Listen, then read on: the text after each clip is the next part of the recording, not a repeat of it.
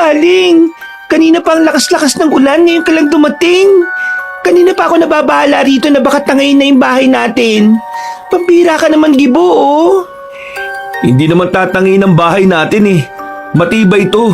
At saka, galing kasi ako kay paring Alfred. Nanghiram ako ng pera. Ay, nako, magbanlaw ka na. Basang-basa ka na ng ulan, oh. Baka magkasakit ka pa sa ginagawa mo, eh. O eto, hawakan mo na muna tong perang to. Pagkatapos ko magbanlaw bibili kagad ako na makakain natin kapag tumila na ang ulan. Oh, sige. Bilisan mo na lang at baka mamaya hindi ka na makalabas mamaya sa sobrang lakas ng ulan na to. Paano tayo makakapaglayag nito mamayang gabi? Bumuntong hininga na lamang ang lalaking si Gibo. Problema niya rin kasi kung papaano sila makakahuli ng ganong kalakas naman ng ulan.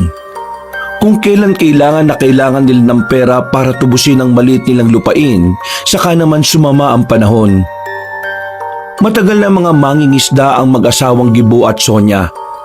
Ito na ang naging kabuhayan nila matapos silang maikasal, 5 taon na ang nakakalipas. Mahirap lang ang kanilang buhay. Kung minsan nga, hindi na sila kumakain kapag hindi sila nakakapunta sa laot para manghuli ng isda. Pero bukod dito, ay may isa pang nagpapahirap sa kanila. Yun ay walang iba kundi ang lupa nilang nakasanla. Na dating taniman nila ng mga kamatis pero nang magkasakit ang babaeng si Sonia, napilitan na lamang silang ibenta yon. Oh, mag-iingat ka, ha? Ang lakas ng hangin. Kaya mas mainam kung magkapote ka na lang kaysa magpayong. Sige mahal, huwag ka mag-alala. Walang masamang mangyayari sa akin. Mahal, pasensya na, ha? Pasensya saan? Pasensya na kasi dahil sa akin, naisala natin ang maliit nating lupa. Ano ka ba? Wala ka namang kasalanan eh. Mas pipiliin kita kaysa sa lupa natin. Isa pa, papakaisapan ko na lang muna si Mang Atong na baka kung pwede, sa susunod na buwan na natin tubusin yung lupa. Total, malakas naman ang ulan eh. Alam naman siguro niya na mahirap mangisda kapag masama ang panahon. Maraming salamat sa pangunawa, mahal. Basta ikaw mahal. Kahit na malakas ang hangin sa labas ay hindi nagpapigil si Gibo. Kailangan niya makabili ng pagkain nung hapon na yun. Dahil kung hindi, mahihirapan na siyang makabili kapag gumabi na. Ramdam niya ang hagupit ng hangin habang naglalakad siya. Para siyang tatangayin.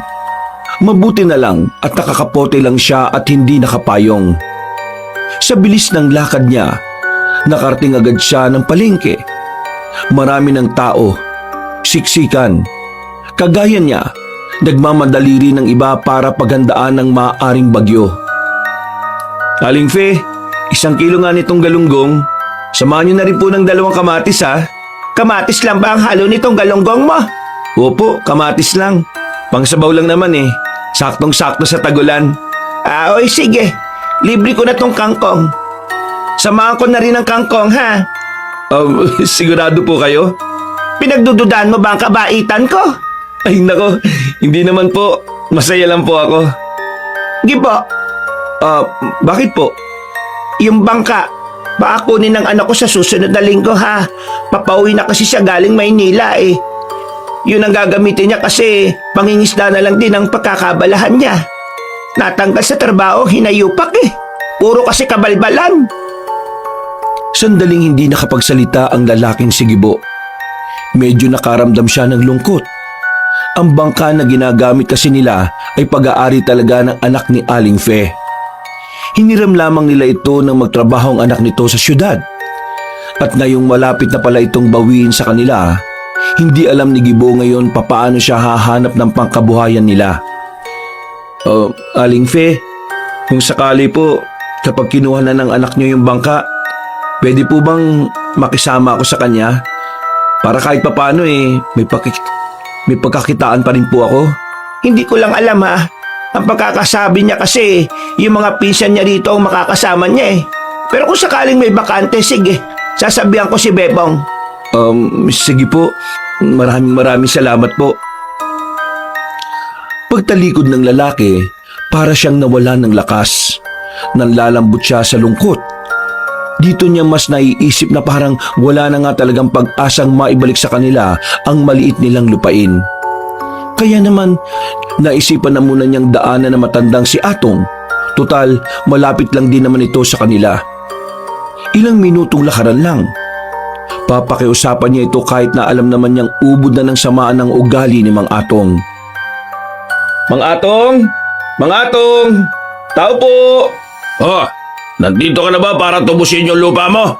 Akala ko hahayaan mo na lang na marimate. Yun nga po ang sinadya ko. Pero hindi ko pa po matutubos ngayon eh. Wala po kasi talagang pera. Hindi rin po naman kami makapaglayag nitong mga nakarang araw at ngayon dahil ang sama ng panahon. Kung pwede lang po sana, bigyan niyo pa ako ng 1 buwan. Ano? Pambira naman talagang buhay to. Iloloko mo na ba ako, Gibo? Ilang beses na kitang pinagbigyan ng konsiderasyon Ilang 1 buwan na ba pinalipas natin? Tinatarantado mo na yata ako Tubusin mo na ang lupa mo ngayon. O kung hindi, maririmata yun. At para mabawi ko yung pera ko, ibebenta ko yun ng mas mahal sa iba. Mga Atong naman. Sampalin ko kaya yung mukha mo. Akala mo madadaan mo ako sa paawa-awa mo? Tinulungan na kita para mailigtas sa sakit ng asawa mo, Gibo. Kasi ang akala ko may babalik mo agad yung pera ko. Pero pinaliban mo lang ng pinaliban Nakakairita ka na Umalis ka na nga sa harapan ko. Baka masaktan pa kita. Mamayang gabi, kapag hindi ka bumalik ng wala kang dalang pera, limatado na yon. At akin na yon. Mga Atong, pakiusap po. Isa pang pagkakataon. Gagawa ko talaga ng paraan. Manahimik ka! Hindi na ako maghihintay pa ulit ng 1 buwan. Nakakabala ka na Sige na po. Parang awa. Huwag mo na nga akong hawakan! Parang awa niyo na po. Isang malakas na suntok sa panga ang ginawa ni Mang Atong sa kanya.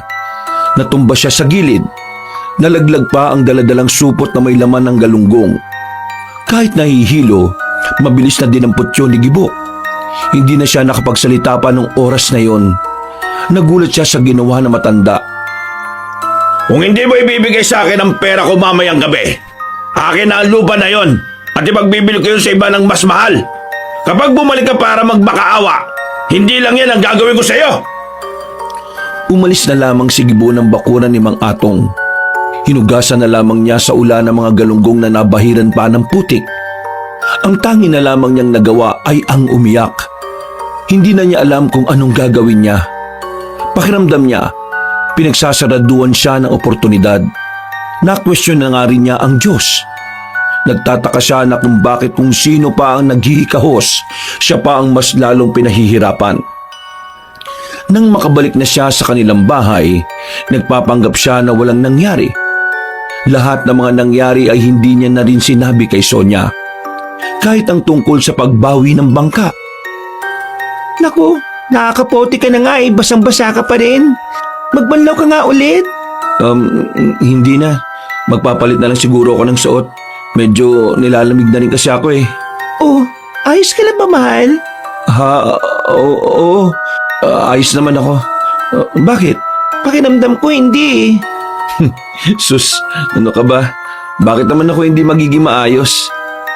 Nandyan sa harapan ko ang maganda kong asawa. Iyak ka na naman sa kakaganyan mo Kakalabitin mo na naman siguro ako mamayang gabi kasi malamig. Galing mo Bakit mo alam? Tumigil ka na nga. Sige na, magbihis ka na. Lulutuin ko na tong galunggong para makakain kagad tayo ng maaga. Makalipas lang ang 1 oras, mas lalo pang lumakas ang buhos ng ulan. Mabuti na lamang ay simentado na ang bahay nila kahit na papaano. Kaya naman, hindi naman sila nababahala na baka tangayin sila. Masaya naman ang naging hapunan nila. Matagumpay na naitago ni Gibo ang ginawa sa kanya ni Mang Atong. Pero nang maalala niya na gabi na pala, dito na rin siya kinabahan. Dito na niya napagtanto na kailangan pala niya ng pera. Masyado siyang nalibang sa pakikipagkwentuhan sa kanyang asawa. Mahal, ngayon na ang huling gabi na kailangan nating tubusin ang lupa. Mahal, kung hayaan na lang kaya natin yon. Hayaan? Hindi pwede. Sayang yun. Isa pa, bigay sa'yo ng lolo mo yun nung nabubuhay pa siya Naisip ko kasi yung lupa lang na yun talaga ang nagpapahirap sa atin Wala tayong masyadong tulog kakaisip dun. Palagi tayong natataranta kapag napag-uusapan yon. At palagi tayong konsumido. Siguro, ito na yung tamang panahon para tanggapin na lang natin na hindi na talaga yun para sa atin. Kasi wala naman na tayong magagawa eh. Hindi na natin mapapakiusapan si Mang Atong. Iniisip ko na lang na yung lupa, binigay lang naman sa akin ni Lolo yung para magamit ko sa ibang bagay. At yun na nga yung nangyari sa akin na nagkasakit ako. Doon natin yung ginamit. Sigurado ka ba sa sinasabi mo? Hindi ba mahalaga sa iyo yung kamatisan? Mahalaga. Pero mas mahalaga sa akin ang kapayapaan ng utak natin, no? Hindi natin makakamit yun kung palagi nating iniisip yung lupa. Mahal, alam kong mahalaga rin sa'yo yun. Pero mukhang kailangan na nating umusad. Naaawa na ako sa'yo eh. Palagi ka nalang stress. Palagi ka nalang nagmamakaawa kay Mang Atong para lang doon. Wala naman akong problema sa ganun eh. Ayaw ko nang nagmamakaawa ka sa mga ganong klaseng tao. Akala mo ba hindi ko alam na sinasaktan ka niya kapag nagkakaharap kayo? Ha?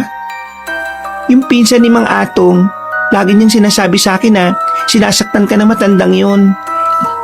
Hindi ko na nga lang sinasabi sa iyo na alam ko kasi ayaw kong maramdaman mo na kawawa ka. Mahal, sobra ni. Sobra nang ginagawa niya. Kaya ngayon, hayaan na natin siya. Sa kanya na yung kamatisan. At siya ang mamroblema kung kanino niya ibebenta yon. Hinuwakan ng babae ang kanyang kamay. Ngumiti ito ng malapad sa kanya. Naramdaman ni Gibo ang pagiging panatag ng kanyang kalooban. Lumuwag ang kanyang paghinga. Gumaan din ang kanyang pakiramdam. Minsan, sa buhay natin, kailangan nating tanggapin na may mga bagay na kailangan na nating pabayaan mawala. Lalo na kung para naman ito sa masikabubuti ng lahat. At lalo na sa kapayapaan natin. Marami pang pagkakataon.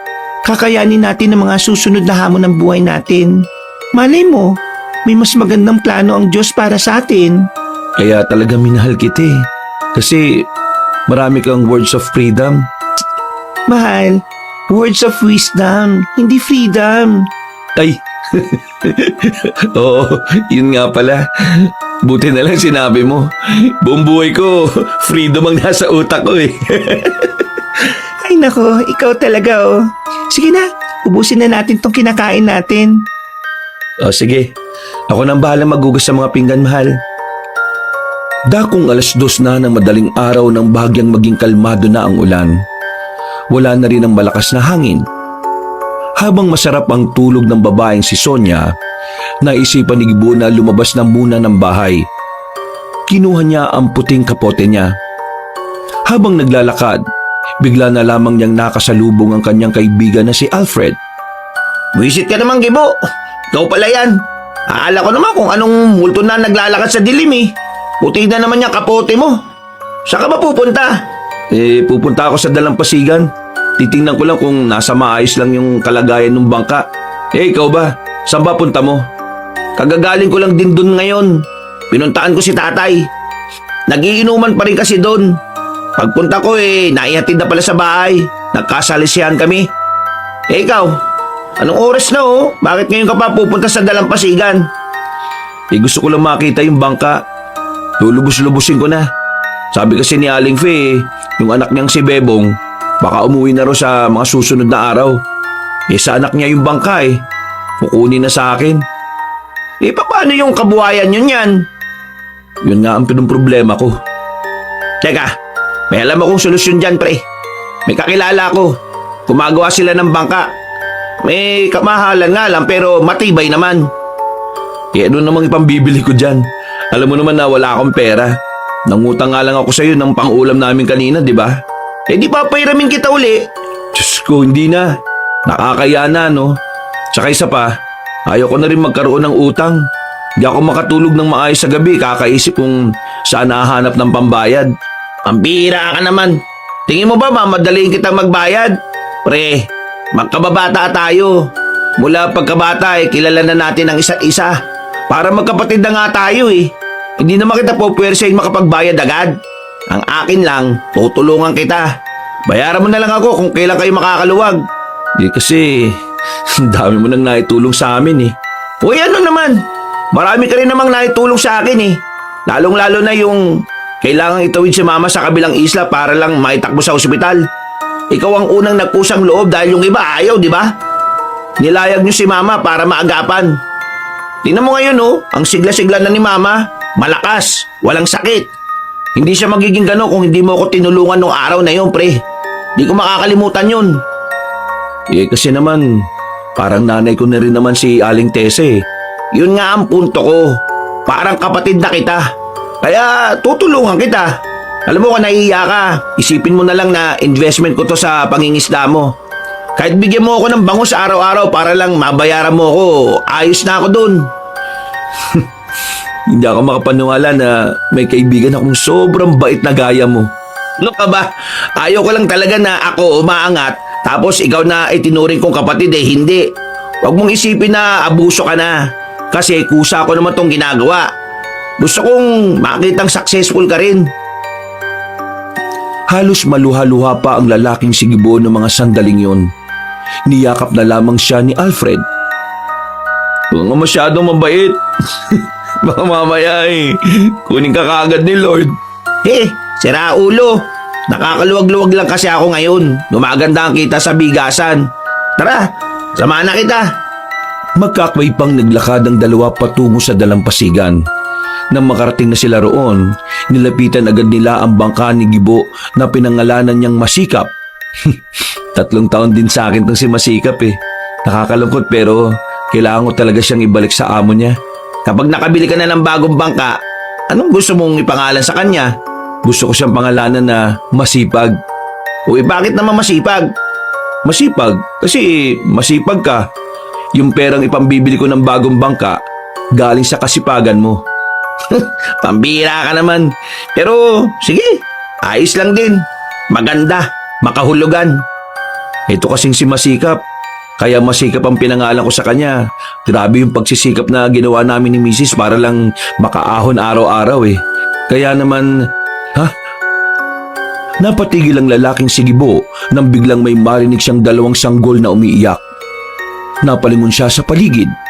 Para bang meron siyang hinahanap. Bagay na ipinagtaka naman ni Alfred. Uy, ano bang meron? Tinatakot mo ko ah. Teka pre, hindi mo ba naririnig? Naririnig ang alin? Ang hampas ng tubig? Hindi, may naririnig akong iyak ng 2 sanggol pre. Ha? Pre naman, wala naman ako naririnig eh. Nananakot ka na naman eh. Hindi pre, meron talaga akong naririnig. Parang lumingon ang lalaking sigibo sa dagat. Doon niya naririnig ang iyak ng 2 sanggol. Iyak na hindi niya alam kung papaano mapupunta sa katubigan. Nandun sa gitna eh. Baliw! Paano naman magkakaroon ng sanggol sa gitna ng dagat pre? Hindi ko rin alam pero doon ko talaga naririnig eh. Alam mo, epekto yan ng mga iniisip mong problema eh. Ang mabuti pa, sumama ka na lang sa akin sa bahay. Nagluluto si mama ng lugaw dun eh. Kumain tayo tapos uwian mo si Sonia. Inakbayan na lamang siya ng kanyang kaibigan at agad na rin silang umalis. Hindi pa rin mawala-wala sa isipan ng lalaki kung ano man yon. Kahit siya, hindi rin makapaniwala na may iyak ng sanggol sa gitna ng dagat. At ang nakakapagtaka pa ay siya lang ang nakakarinig at tila malapit lang ito sa tenga niya. Pinilit na lamang niyang alisin sa isipan niya yon. Ipinagpalagay niyang dulot nga lang yon ng mga iniisip niya nitong mga nakaraang araw. Kinaumagahan, tuluyan na ngang tumigil ang ulan. Maganda-ganda na ang panahon. Kaya naman maaga nang naglayag ang lalaking sigibo gamit ang bangka niyang si Masikap. Habang nasa laot, hinahanap niya pa rin ang iyak ng sanggol. Pero wala naman siyang nakita. Sa isip-isip niya, baka nga guni-guni niya lamang yon. Kaunti lang ang huli ni Gibo sa buong maghapon. Binagsak niya agad sa pwesto ni Aling Feyon para maisama na rin sa benta. Nang makauwi na siya, Mahal, nandito na ako. Oh, mabuti naman at nandito ka na rin. May itatanong sana ako sa iyo eh. itatanong, tungkol saan? Huwag kang tatawa kaya huwag mong isipin na nababaliw na ako ha. Siyempre naman hindi no. Ano ba kasi yun? Kanina kasi, nung hinahatid kita sa dalampasigan, kahit ang dami nagsasalita, may naririnig akong umiiyak na sanggol. Parang dalawa pa nga yata sila eh. Tiningnan ko yung mga tao sa dalampasigan, wala namang may dalang sanggol sa kanila. Tapos, Tapos, sa gitna ng dagat mo naririnig yung iyak. ha? Bakit alam mo? Narinig mo rin ba? Oo, kaninang madaling araw kasi, mga 2:00, nagpunta ako ng dalampasigan para tingnan yung bangka natin. Narinig ko rin yun. Kasama ko pa nga si Alfred pero ang nakapagtataka, hindi niya naririnig. Ako lang talaga. Tingin mo, ano kayang ibig sabihin nun? Masama kaya yun? Hindi ko rin alam, mahal. Ang mabuti pa siguro, ikonsulta na lang natin sa mga matatanda. Baka alam nila yung pangitain na ganon. O wag na. Baka mamaya isipin nila nabubuang na tayo. Naging palaisipan para sa mag-asawa kung ano nga ba talaga ang meron sa mga iyak na kanilang naririnig. Kaya nang sumapit ang kinagabihan, naisip nilang dalawa na pumasya sa dalampasigan. Susubukan nilang muling marinig ang dalawang sanggol. Pero mag-iisang oras na sila roon ay wala naman silang narinig na kung ano. Mahal, hindi kaya guni-guni lang nating dalawa yun? Wala pa rin eh. Mag-aalas 8 na. Grabing guni-guni naman yun. Dalawa pa talaga tayo sa magkaibang oras. Eh kasi wala naman na tayong narinig eh. O kaya pinaglalaruan lang tayo ng mga engkanto. Engkanto? May engkanto ba sa dagat? Hindi ko alam.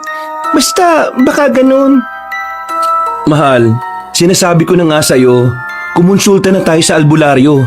Kasi baka mamaya, Wag na nga. Parang hindi mo naman kilala mga tao dito sa atin eh. Makita lang sila na parang kakaiba ka. Ikaw na ang laging pag-uusapan. Ayoko nga ng ganun.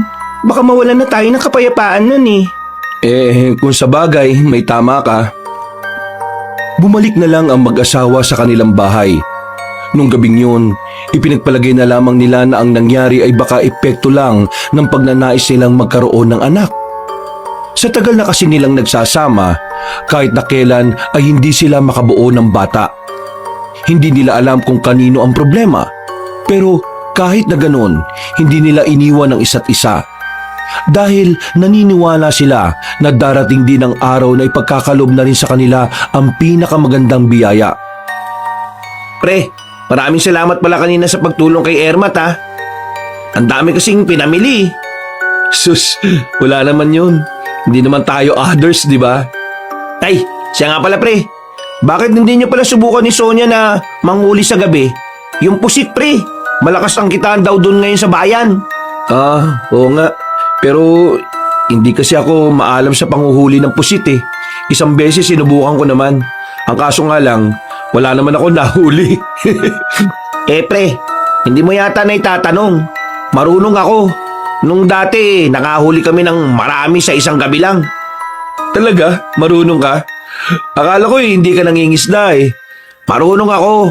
Kaya nga, subukan na natin. O sige pre, bukas ng gabi ah. Tinapik na lamang ni Gibo ang balikat ng kanyang kaibigan na maghiwalay na sila sa isang kanto. Pag-uwi niya ng kanilang bahay, inabutan niya ang asawa niya na katatapos lang isampay ang mga nilabhan nito.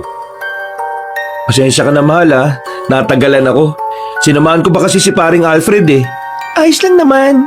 Ay, siya nga pala. Kanina, dumaan dito si Mang Atong. Tinatanong kung tutubusin pa raw ba natin yung lupa. Ang sabi ko, hindi na. Nalaman ko, hirap na hirap pala siyang ibenta yun. Kinarma na yata yung loko. Buti nga sa kanya. Ay, bukas nga pala. Gabi na ako mangingisda. Kasama ko si paring Alfred. Ang sabi niya maganda raw ang bentahan ngayon ng pusit. Kaya yun na munang huhuliin namin. Pwede ba akong sumama dyan? Pwede naman. Pero sigurado ka bang sasama ka? Hindi ka ba matatakot sa tubig? Hindi naman ako takot sa gitna ng dagat, kaya ayos lang.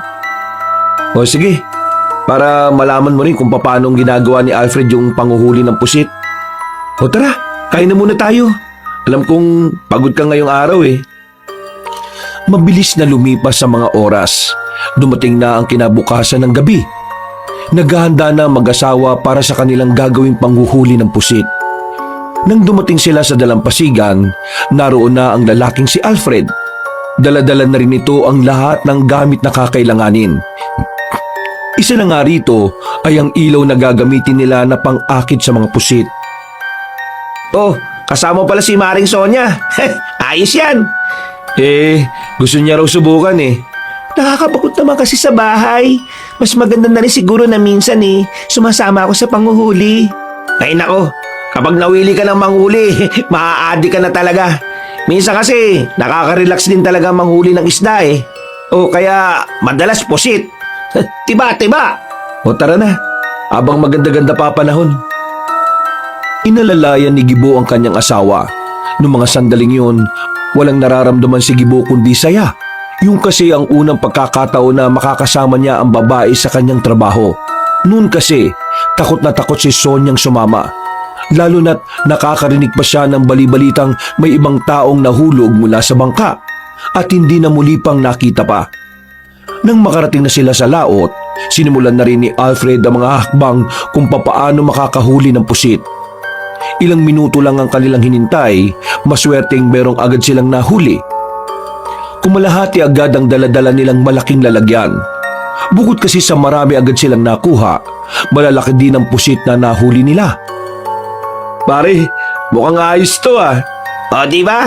Mas maganda pa bentahan ito ngayon. Kaya sasamantalahin na natin. Ang maganda pa nito, hindi pa nila alam na tumataas na naman ang presyo ng pusit. Kumbaga kayo makakauna. Sigurado ba kayong ayos lang na humuli ng pusit? Oo naman Wala namang bawal sa panghuli ng pusit. Basta, hindi nakakasira sa dagat ang ginagawa mo. Ay teka, doon na tayo sa kabilang banda. Parang wala na rito Inabanti nila ng bahagya ang bangka at sa pagkakataong yon, marami na naman silang nahuli. Nawiwindang ang dalawang lalaki kahit si Alfred hindi inaasahan na ganoon karami ang pusit na mahuhuli nila. Ang nasa isip kasi ni Alfred, saktuhan lang ang pusit na naroon sa parting yon. Parang nagkakaroon ng himala Bakit pre? sobrang dami na nating nahuhuli. Baka si Sonia lang talaga ang swerte. Oh, alam mo na. Huwag mo na pakawalan niya si Sonia. Maya-maya lang din ay naisipan na rin nilang umuwi. Para sa kanila ay sobra na sa sapat ang kanilang nahuling mga pusit. Masaya ang mag-asawa ng mga oras na yon. Nagkaroon na naman ng kaalaman si Gibo na magagamit niya sa susunod na pangingisda. Palis na sana sila sa laot nang bigla na namang marinig ng mag-asawa ang umiiyak na sanggol. Mahal, naririnig ko na naman. Ang alin pre, yung Yung iyak ng sanggol. Pambira naman. Nananakot ka na naman Hindi Alfred, hindi siya nananakot. Naririnig ko rin kasi. Nako, nagsabwata na ang mag-asawa para pagtripan ako. Pre, seryoso. Nakakarinig kami ng iyak ng sanggol. At palagay namin, nandito lang sa laot. Nanlalaki ang mga mata ni Alfred na maging siya ay narinig na rin ang iyak ng dalawang sanggol. Agad nilang tinutukan ng ilaw ang bandang likuran ng bangka. At mula roon, nakita nila ang mas maliit na bangka na bigla nilang lumitaw doon. Nasa loob ng bangka ang dalawang sanggol. Gagi, totoo nga. Pre, may sanggol nga. Wag, Sonia! Anong wag? Baka mamaya malunod yung dalawang bata. Wala tayong gagawin? Pre, kapag yung dalawang batang yan napahamak, kahit meron naman tayong magagawa, konsensya natin yan. Tama si Alfred. Paano kung may kakaiba sa batang yan? O anak pala ng kung sino yan at tayo naman ang mapahamak? Mahal, masyado ka naman nag-iisip ng kung ano-ano. Ang isipin natin ay kung ano yung nasa harapan natin. Ayan yung dalawang bata Kapag inaanot pa yan, wala na tayong magagawa. Oo na. Tara, kunin na natin. Napapailing na lamang si Gibo nung oras na yon. Wala na siyang nagawa kundi ang pumayag na lamang. Kinuha nila ang dalawang bata. Nalaman nila na parehong batang lalaki pala ito. Sa tingin ni Sonia, tila kapapanganak pa lamang ng dalawa. Naku, sino kaya mga magulang ng dalawang batang ito? Mga wala namang puso yun. Pre, tingnan nyo parang kambal yata silang dalawa Oo nga, kambal. Kambal na lalaki. Ampunin nyo na. Ha? Mahal, pwede ba tayo na lang ang umampun sa dalawang ito? Sonia, sigurado ka ba? Hindi ba dapat isurrender natin sila sa barangay? Kung isusurrender natin sila sa kanila, wala rin silang kikilalaning magulang paglaki nila. Kasi itatapon lang naman sila sa bayampunan eh. May tama si Maring Sonia. Nakikita mo naman yung mga batang palaboy sa bayan, di ba? Karamihan doon, galing ampunan. Nung lumaki-laki, inayanan nilang makalabas. Ganon ang magiging kapalaran ng dalawang batang yan kung ibibigay yan sa bayampunan. Gibo, mahal. Sige na. Hindi ka ba naaawa sa dalawang ito? Huminga ng malalim si Gibo. Pinag-iisipan niya ng maigi ang kanyang magiging desisyon. Hindi naman sa ayaw niyang kunin ang dalawang bata. Sa katunayan ay gusto niya ring magkaanak kahit na ampun lang. Ang iniisip lang talaga niya ay baka merong magabol sa kanila pagdating ng araw. Di ba paano kung lumaki yan sa atin tapos biglang kunin ang mga totoong magulang? Handa ka ba sa araw na yon? Naisip ko na rin naman yan. Pero oo, handa ako. Hindi ko naman iniisip kung anong mararamdaman ko noon. Ang mas iniisip ko ngayon ay yung dalawang bata na ito. Oo na, sige na. Pumapayag na ako. Iyon oh, pre, ninong ako niyan ha. Hindi inakala ni Gibo na uuwi silang higit pa sa mga pusit ang madadala nila. Nang makabalik na sila, naninibago ang lalaki dahil meron ng maririnig na sanggol sa bahay nila. Nung mga sandaling yon, kahit na papaano ay nakakaramdam na ng kaligayahan si Gibo. Nakikita niya kasing masaya rin ang kanyang asawa. Malapad ang ngiti ni Sonia, bagay na lalong nakakapagpagaan ng kanyang kalooban. Ang dalawang bata ay pinangalanan nilang Benji at Benjo.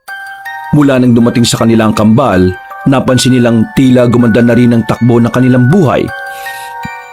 Sa mga sumunod na taon kasi, nagkaroon na ng sariling bangka si Gibo. Magaganda at masagana rin ang panguhuli nito sa laot. Bukod pa rito, nakakuha na rin sila ng pwesto sa palengke, na siya namang pinupwestohan ni Sonia para magtinda ng mga isda. Malaking pagbabago ang nangyari sa buhay nila. Hindi naman sila umunlad ng sobra, sadyang kahit papano lang ay nakaluwag-luwag na rin sila. Ang pagkakaroon nila ng ampon ay hindi rin naman naging madali. Palagi silang usap-usapan sa kanilang baryo. Alam kasi ng lahat na hindi naman sila magkaanak, kaya maraming nagtataka kung saan nanggaling ang dalawang bata. Inamin na lamang nila ang totoo na inampun nila ang kambal, pero hindi nila sinabi kung papaanong dumating sa buhay nila si Benji at Benjo. Nang nasa palengke sila, Oh, pusit-pusit! Pusit kayo dyan! Sariwang-sariwa pa to oh! Kaninang madaling araw lang hinuli. Oh, mahal, nandiyan ka na pala. Oh, bakit? May problema ba? Wala naman. Gusto lang kitang daanan dito bago ako umuwi ng bahay. Mahal, pasensya ka na ah. Ikaw na lagi nag-aasikaso para sa hapunan natin kahit na pagod ka rin naman sa trabaho mo. Ano ka ba? Wala yun. Para ka namang bumabawi ka naman palagi sa gabi. Uy, ano ka ba? Nakakaya. Marinig ka ng iba dyan eh. Lalo na ng mga chismosa. Ang mabuti pa, umuwi ka na sa atin at baka marami na namang kalat yung mga anak natin doon. O sige, mamaya babalikan kita rito kapag ligpitan na ha. Humalik pa ang lalaki sa kanyang asawa at naglakad na rin paalis. Nang makarating na siya sa bahay nila, kalat-kalat nga ang mga laruan ng dalawang bata sa bakuran. Napapakamot na lamang sa ulo si Gibo. Ay, pambihira naman talaga oh. Kasasabi ko lang kanina na huwag kayong magkakalat dito eh. Oh, ano tong ginawa nyo? Si Benjo po kasi ang kulit eh. Nakatingin lang sa kanila ang batang si Benjo. Hindi ito nakakapagsalita. Pinatingin na nila ito sa doktor pero ang sabi sa kanila, maaring nasa lahi o nasa dugo na talaga ang dahilan kung bakit ganon si Benjo. Maaring minana raw ito sa mga magulang o sa sino mang kadugo nito. Bagamat hindi ito nakakapagsalita, himala naman na nakakarinig ito at nakakaintindi. O Benjo, tulungan mo na lang yung kapatid mo ha. Ligpitin nyo ito. Ako naman maghahanda na rin ang makakain natin para sa hapunan. Sandali lang po, Papa. Oh, bakit? May sinasabi po si Benjo eh. Sinasabi? Saan? Ano daw? Tiningnan ni Gibo ang batang si Benjo. Nakatitig lang ito sa kapatid na si Benji. Naguguluhan si Gibo dahil hindi naman sumisenya sa bata. Meron po siyang sinasabi. Naintindihan ko po siya sa mga mata niya. Teka. Sinasabi mo yung sinasabi ni Benjo nalalaman mo sa pamamagitan ng pagtingin sa mga mata niya? Tama ba ako? Opo, Papa. Yun po yung kakayahan ko. Ang maintindihan siya kahit na hindi siya nagsasalita. Kaya nga po minsan, nag-uusap kaming dalawa eh. Dahil po doon, hindi ko po nararamdaman na meron siyang problema sa pagsasalita. Iniisip ko na lang po na tamad siyang magsalita. Sige nga. Ano yung sinasabi niya ngayon? Ang sabi niya, sabihin ko raw po yung gusto niyang sabihin. Kaya nga, ano nga yung gusto niyang sabihin? Ang sabi niya po sa akin, may paparating daw pong mga masasamang nilalang sa baryo natin. At kaming dalawa daw po ang lalaban sa mga yon. Ha? Masasamang nilalang? Teka. Anong masasamang nilalang naman yun? Mga nilalang daw na may tuturing na ring halimaw. At ang mga nilalang daw po na yon ay walang iba kundi mga aswang.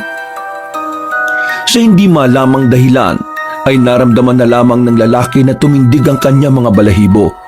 Wala siyang ideya kung bakit parang may epekto sa kanya ang sinabi ng dalawang bata, kahit na alam naman niyang hindi pa naman kumpirmado yon. Benji, porke hindi nakakapagsalita ang kapatid mo, sinasabi mong siya ang nagsabi niyan? Alam mo ang ayaw ko? Ayaw na ayaw ko ng sinungaling Hindi naman po ako nagsisinungaling, Papa eh. Kahit po tanungin niyo po si Benjo. Benjo, totoo ba na ikaw ang nagsabi nun? Tumangutango ang bata, bagay na lalong mas nagpalito sa kanyang isipan.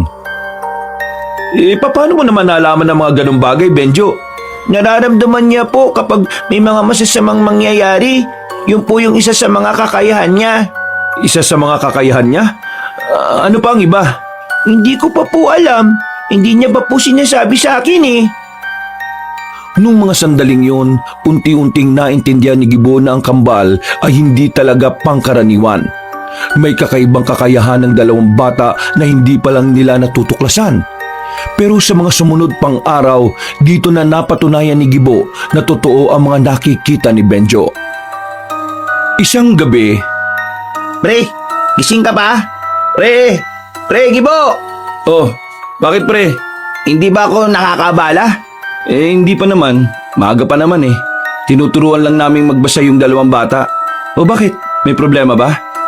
Pre, nabalita mo na ba yung nangyari sa anak ni Bebong? Kay Bebong? Anak ni Aling Fe? Hindi pa. Bakit? Ano ba nangyari? Wala na anak ni Manang Fe, pre. Ha? Teka. Layo nga muna tayo. Baka marinig ng dalawang bata eh. Tara. Dito tayo. Paanong nawala? Anong nangyari?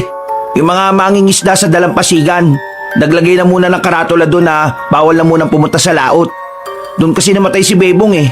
Ang sabi ng mga kasama niyang nakaligtas, may malaking ibon daw na dumagit kay Bebong. Ibig kong sabihin, akala nila malaking ibon, pero aswang daw pala na lalaki. Ha? Aswang talaga? Oo pre, yun ang sabi ng mga kasama ni Bebong. Dinagit daw eh, tapos nakita na lang nila kaninang umaga. Inanod na sa dalampasigan. Wala nang buhay. Daming kalmot sa katawan pre. Tapos, nakabukaan tiyan. Grabe, brutal. Kaya nga pre, huwag ka na munang mangisda, lalong-lalo na sa gabi. Totoo nga. Ha? Ang alin? Pre, maniniwala ka ba kapag sinabi ko sa iyo itong aswang na ito nakita na ni Benjo sa pangitain niya? Teka, so totoo yung sinasabi mo na may kakaibang kakayahan itong si Benjo? Yun nga ang napagtanto ko, pre. Dahil sa kwento mo, unti-unti na akong naniniwala na hindi nga talaga pangkaraniwan yung dalawang bata. Lalo na si Benjo. Nakita na kasi niyang may masamang nilalang daw na darating sa baryo natin. Tapos, biglang nangyari yung sa anak ni Manang Fe. Pre, gifted yung anak mo. Anong gifted? Malalagay ang buhay nila sa peligro sa ganong kalagayan nila. Pero pwede rin naman nilang magamit yun para makaiwas sa kapahamakan, di ba? Kailangan walang makakaalam ng kakayahan ng kambal. Kapag nagkataon, maraming tao ang manggugulo sa amin para lang alamin ang mga kapalaran nila. Makakaasa ka pre. Wala akong pagsasabihan. Pero pre, bukas punta tayo sa unang burol. malapit kayo sa isa't isa ni Manang Fe, di ba? Gagaan ang pakiramdam niya kapag naroon ka. Oo, sige. Pupunta talaga ako. O paano? Alis na ako. Pumunta lang talaga ako dito para pigilan kang pumunta sa laot ng ganitong oras. Sige pre, maraming salamat ah. Nang umalis na ang lalaking si Alfred, napahawak na lang sa dibdib ang lalaking si Gibo. Bigla na lamang kasi siyang kinabahan. Nababahala siya para sa kaligtasan ng kanyang anak. Dahil kung totoo ngang dumating na ang mga salot na nilalang, hindi malabong puntiryahin ng mga yun ang dalawang bata, lalo na't merong nalalaman ng kambal sa mga aswang. Kinabukasan, maagang nagising si Gibo para tulungan ang babaeng si Sonia sa pagbubukas ng pwesto nito sa palengke. Habang ang kambal naman ay iiwan na lang muna nila saglit. Habang naglalakad, binuksan ni Sonia ang usapan tungkol sa nangyari kay Bebong.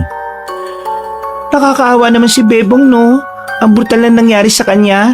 Totoo ba talagang aswang ang pumaslang sa kanya? Yang sabi ng mga kasama niyang nakaligtas, aswang daw talaga eh. Grabe, nakakatakot naman ang mga aswang na yun. Kaya ikaw huwag ka na munang mangingisda ngayon. Hanggat hindi nahuhuli yung aswang, huwag kang pupunta sa laot. Oo, maghanap na nga rin muna ako ng sideline habang hindi pa ligtas sa dagat. Hindi nagtagal ay narating na rin nila ang palengke. Napatingin si Gibo sa tindahan ni Manang Fe. Napailing na lang siya nang makitang nakasarado yon. Napalingon naman siya sa mga tindera. Hanggang doon ba naman kasi si Bebong pa rin ang pinag-uusapan ng mga yon. Matapos matulungan ng asawa ay umalis na rin siya para magkasikaso sa bahay. Nang makabalik siya, nawindang naman siya sa kanyang nakita. Inabutan niya si Benji na may hawak na itak. Tila nag-iinsayo ito. At ang mas kinawindang niya ay ang tila pagiging biyasa ng batang si Benji sa paghawak ng itak. Para kasi itong mandirigma kung gumalaw. Diyos ko, anong ginagawa mo, Benji? Nag-iinsayo ako, Papa. Ang sabi kasi ni Benjo sa akin, dumating na raw yung aswang sa baryo natin Kaya dapat lang magkaroon ako ng pagsasanay. Ano bang pinagsasabi mo anak? Ang bata-bata mo pa. Bakit ikaw ang lalaban sa mga aswang? Kasi yun po yung kapalaran namin Kahit itanong niyo pa po kay Benjo. Kung hindi po kayo makikinig sa amin, maraming taong mapapahamak. Tiningnan ni Gibo ang kanyang anak na si Benjo. Tumango yun sa kanya. Napapakamot na lamang sa ulo ang lalaki. Konsumido na siya sa mga ikinikilos ng kambal. Hindi naman kasi dating gano'n ang mga yon. Parang mula lang na mag-8 taon ang dalawa, bigla na lang naging kakaiba ang mga sinasabi at ginagawa ng mga ito. Mga anak, makinig kayo ha. Ang pagpaslang sa aswang ay hindi nyo pa responsibilidad. Bukod sa delikado hindi nyo naman obligasyon na harapin ang aswang na yon. Kahit na alam nyo yung mangyayari, mga bata pa rin kayo. Masyado pa kayong inosente para maging maging tagapagligtas sa mga tao. Pero Papa, kailangan po kami ng mga tao Kung hindi po kami gagawa ng paraan, baka po mapahamak sila. Benji, Benjo, mga anak, papakinggan niyo ang papa. Hindi kayo lalaban sa mga aswang. Walang haharap sa mga aswang. Naintindihan niyo ba? Bakit naman po, Papa? Takot po ba kayo sa aswang? Hindi ako takot sa aswang. Takot lang talaga akong mawala kayo sa akin ng kapatid mo. Kaya sana, makinig na lang kayo sa akin. Sige po. Mga anak, mga bata pa kayo. Huwag niyong problemahin ang problema ng mga matatanda. Maglaro lang kayo na maglaro hanggat gusto niyo. Sulitin yung pagiging bata niyo. Pero kapag ang aswang sinubukan kayong saktan ni Mama, ako makakalaban nila. Benji, Opo, hindi na nga po. Ay, Papa, may sinasabi ulit si Benjo. oo, ano yun? Nakita niya raw po yung mga aswang. Marami pong masasaktan at mapapatay na tao. Kabilang na raw po dun yung matandang babae na nagpapairam sa inyo ng bangka. Si Manang Fe? Hindi na nagsalita ang batang si Benji. Tumango na lamang ito sa lalaki. At sa mga sandaling yon, mas lalong nakaramdam na kaba si Gibo. Pakiramdam niya, sa mga susunod na araw ay mas lalo pang magiging komplikado ang lahat. Noong umagang yon, ay sinubukan ng lalaki na ituon na lamang sa gawaing bahay ang kanyang atensyon. Wala naman siyang gagawin ng oras na yon. Pero hindi mawala-wala sa kanyang utak ang mga sinabi ng kambal.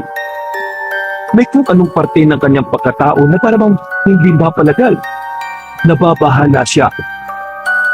Nagpaalam na muna siya sa dalawang bata. Naroon na rin naman si Sonia nung oras na yon, kaya ayos lang na lumabas siya ng gabi. Pupuntahan niya ang unang lamay ni Bebong. Kasama niya ang kaibigan na si Alfred. Pagdating nila roon, kakaunting tao lamang ang naabutan nila. Bilang lang sa daliri. Marahil dahil din pa lang ang unang gabi. Nilapitan nila ang matandang si Manang Fe. Nakaupo ito sa gilid ng kabaong. Tulala. Pero nang makita sila nito, ay ngumiti ito kagad sa kanila. Maraming salamat at dumating kayo. Nakikiramay po kami, Manang Fe. Umupo sila sa tapat nito. Nagpakita naman ng mapait ng ngiti ang matandang babae. Bigla na lamang itong nagkwento sa kanila, kaya pinakinggan na lamang nila ito. Nung nakaraan bago mangyari ito kay Bebong, nanggaling siya sa malayong lugar. Bundok. Kasama niya mga pinsan niya. Pag uwi nila, meron silang daladalang itim na kahon. Maliit lang. Parang kasing laki lang ng kahon ng isang dosenang sigarilyo. Hindi ko alam kung ano ang laman ng itim na kahon na yun eh. Basta ang narinig ko sa usapan nila, nakuha daw nilang magpipinsan yon sa aswang na harimondon. Hindi ko alam kung ano yung harimondon na yan. Basta, yan ang sinabi nila sa akin. Hindi ko nga alam na nagsasabi pala sila ng totoo. Tinawanan ko lang nung narinig ko sila eh. Tapos, sa mga sumunod na gabi, lagi ko na lang naririnig yung magpipinsan. Isa-isa na silang nakakaramdam ng minsan, pakiramdam nila merong sumusunod sa kanila. Tapos, eto na. Nangyari na ito kamatayan ni Bebong. Naniniwala talaga ako na aswang ang pumatay sa kanya. Kilala ko mga pinsan niya. Hindi gagawa ng kwento mga yun. Sa sinabing yun ni Manang Fe, tila nagkaroon ng interes ang dalawang lalaki para alamin kung ano nga ba talaga ang uri ng mga aswang. Kinain sila ng kurisidad nang marinig nila ang aswang na harimondon. Kaya kinabukasan ng tanghali, dahil wala namang tinda si Sonia, agad na lumarga ang magkaibigan patungo sa bayan. Naroon kasi ang bilihan ng mga librong katatakutan. Nagbabaka sakali kasi sila na makita sa mga librong yon ang mga uri ng mga aswang na hinahanap nila. Pa naman to si Manong. Pumapasada pero wala namang baryang panukli. Dapat bago kayo bumiyahe, may nakahanda na kayong panukli. Sayero pa magiging problemado sa inyo eh. O sige na, huwag nyo na ako suklihan. Sa inyo na yan. Tagal pa tayo dito eh. Pagsabi niyo ni Alfred ay agad na humarurot ang tricycle paalis. Uy, laki pa ng sukli mo ah. Sayang yun. Anong magagawa ko? Wala namang panukli. Alam nga namang maghintay siya rito tapos tayo magpapabarya. Pre, hindi ka dapat napayag na inibigay na lang yung sukli mo. Modus nila yan eh. Sasadyay na walang barya para yung pasahero, sa halip na maghintay ibibigay na lang yung sukli. Ha? Ano pa yun? Oo, alam na alam ko yan kasi lagi kaming naalis ni Mrs. di ba dati? Lokong tricycle driver yun ah. Natatanda ko naman yung mukha niya eh. Saan ba dito yung bilihan ng libro na sinasabi mo? Dun. Tatawid tayo. Doon ko nakita nung nakaraan eh. O tara. Ilang minutong lakaran lang, meron silang nakitang maliit na tindahan ng mga libro. Pumasok sila sa loob. Doon na nila nakilala ang isang matandang lalaki na inchik. Nakasalamin pa ito ng bilog. Sa itsura pa lang na matanda, alam na nilang may pagkamasungit ito. Magandang tanghali po. Ako po si Alfred at ito naman po si Gibo, kaibigan ko. Ako naman, Mr. Fang. Ako kilala dito bilang magaling na magbenta ng libro. Kayo pasok dito, ibig sabihin kayo bibili. Tama ba ko? Opo. Bibili po kami ng libro. Pero kailangan po muna namin malaman kung anong nandito po na libro na hinahanap namin. Ano ba hanap ninyo? Meron po ba kayong yung tungkol sa mga aswang? Iba't ibang uri ng aswang? Hindi na muna nagsalita ang matandang inchik. Pabalik-balik lang ang tingin nito sa kanilang dalawa. Kinakabahan din ng magkaibigan dahil bigla silang sinigawan ng matanda. Libro tungkol sa mga aswang? Ako meron yan. Ali kayo. Ayos sunod akin. Nakahinga sila ng maluwag. Sumunod sila kay Mr. Fang. Sa sulok ng maliit na tindahan na yon, merong kinuhang librong itim ang matanda. Kasing laki lang ito ng normal na notebook. Wala po ba kayong bago? Parang ang luma na po kasi niyan eh. Eto hawak ko libro. Ang may-ari nito isa albularyo. Pero wala na siya. Tigok na siya. Pero bago siya titigok, bili ko to sa kanya. Kaya ito mahalaga sa akin. Hindi ko to basta benta sa mga walang kwenta tao. Bago ko to benta sa inyo, tanong ko muna, bakit gusto nyo libro tungkol aswang? May gusto lang po kaming pag-aralan. Yung isa kasi namin kakilala, pinatay po ng aswang sa mismong laot. Pinatay na aswang! Nakto! Di na yung bago! Ako dami na rinig kwento ganyan.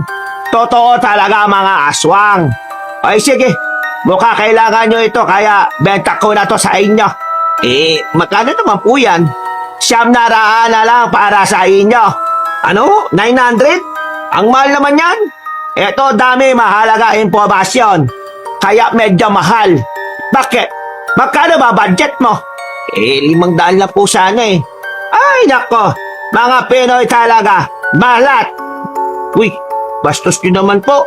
Pre, ang sabi niya barat, hindi buro. Ay sige. Benta ko na sa inyo 600. Wala na tawad-tawad ah.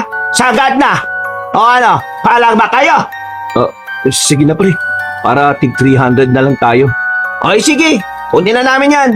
At pwede bang dito namin simulan ng pagbabasa? Ay oo, wala problema. Gusto nyo dito ba kayo titira eh? Maglatag pa kayo camping chair, wala ko pake. O sige, doon muna ako sa pwesto ko ha. Salamat sa 600. Yuks. Klase din yung incheck na yun eh no? Sige na pre, basahin na natin to. Sinimulan na muna nilang basahin ng tungkol sa mga lugar na maaaring pinamumugaran ng mga aswang. Pagkatapos, nakita nila sa bandang gitna ang iba't ibang uri ng mga aswang. Dito na nga nila nabasa ang tungkol sa harimundo na aswang. Ayon sa nakasulat, ang harimundo na isang uri ng aswang na may tuturing na malakas. Sinaunang uri ito ng aswang. Ang itsura nito ay maskulado ang katawan at maraming kato. Ang ulo nito ay ulo ng isang baboy ramo. Merong sungay sa magkabilang sentido. Pre, di ba ang sabi ng pinsan ni Bebong, lumilipad yung dumali sa kanya? Itong harimon doon, wala naman palang pakpak eh. Hindi nagtutugma doon sa sinasabi ni Manang Pe na harimon doon, na unang nakadaupang palad nilang magpipinsan.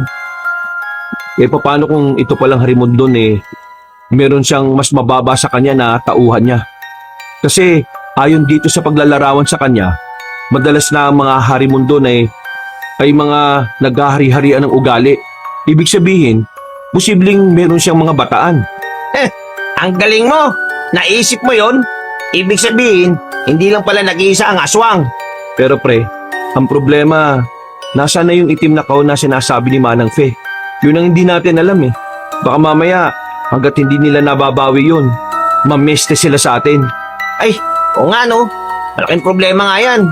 Di, kailangan nga nating mahanap talaga yun. Isasuli ba natin? Kung yun ang makakapagpatahimik sa mga aswang na yan, kailangan talaga nating ibalik. Huminga ng malalim ang lalaking sigibo. Naiisip niya palang na makakaharap nila ang mga aswang, parang nanglalambot na ang tuhod niya. Ipinagpatuloy pa nila ang pagbabasa. Marami-rami silang nalaman sa librong yon. Naroon din ang ilang mga pangontra na magiging epektibo laban sa mga aswang. Matapos ang kanilang pagbabasa, ay naisipan na rin nilang umuwi. Pero bago sila makalis sa tindahan ng libro, meron pang sinabi sa kanila ang matandang inchik. Hindi madali kalaban mga aswang ha. Kaya kung ako sa inyo, mas mainam, manahimik na lang. Tumango na lamang silang dalawa. Nang may mapadaan na tricycle ay agad na rin silang sumakay. Dakong 10:00, nasa kasarapan na ng tulog ang mag-asawang Gibo at Sonia. Nagising sila nang maramdamang wala na sa tabi nila ang kambal. Napamulat agad ng mata ang dalawa. Napabangon. Tumingin sa buong bahay pero wala roon ang magkapatid. Oh, nasan yung kambal? Napansin ni Gibo na wala ng dalawang itak na nakasabit sa gilid ng pinto. Tumingin sila sa bakuran. Wala rin doon ng dalawang bata. Sa likod bahay, baka nanguhuli na naman ng mga gagamba yun. Pero nang puntahan nila ang likod bahay, kadiliman lang ang bumungad sa kanila. Wala pa rin si Benji at Benjo. Kinakabahan na ang dalawa. Napapaluhan na rin ang babaeng si Sonia. Pero nang bumalik sila ng bakuran, nakita nilang kararating lang din ang kanilang anak. Pero ang kinawindang ng mag-asawa, hawak-hawak ng dalawang bata ang dalawang itak. Na sa mga pagkakataong yun, napansin nilang may kung anong tinutulong mula sa patalim. Ha? Diyos ko! Agad na tumingin-tingin si Gibo at Sonia sa paligid. Habang walang nakakita sa kanila, dali-dali nilang dinala ang dalawang bata sa loob ng bahay. Dito na nila nakitang dugo ang nasa itak. Hindi alam na mag-asawa ang kanilang mararamdaman, pero mas pinili na lamang ni Gibo ang maging kalmado. Benji, ano nangyari? Bakit tumamit ang itak at dugo? Nagising po kanina si Benji nang maramdaman po namin may nagmamasad na asyong sa bahay natin. Lumabas po kami, kinuha po namin ang itak. Tumakbo po sila palayo eh. Pero nabutan po namin sila sa gubat. Kaya yun, pinatay po namin sila. Diyos ko, Mariosep, ano ba pumasok sa isip niyo at bakit na kinalaban ng mga aswang na yun? Hindi di ba alam na delikado yung mga anak? Kaya nga po namin sila kinalaban eh. Kasi delikado po ang buhay nating lahat sa kanila. Kung hindi po sila mamamatay, baka masaktan nila tayo. At baka masaktan po nila ang ibang tao. Pero anak, hindi sinabihan ko na kayo, wala kayong gagawin tungkol sa mga aswang na yan. Ano kung hindi nyo naiintindihan doon? Napayuko na lamang ang dalawang bata. Medyo nagagalit na rin kasi si Gibo sa mga pagkakataong yun. Napahawak na lamang to sa sentido dahil sa sakit ng ulo. Ibo, bakit pa ito pambalik siyang gusto ko palaban ng aswang? Ano ba ito? Mahal, yung dalawang batang yan, hindi sila pangkaraniwang bata. Sanggol pa lang sila may kakaiba na silang kakayahan.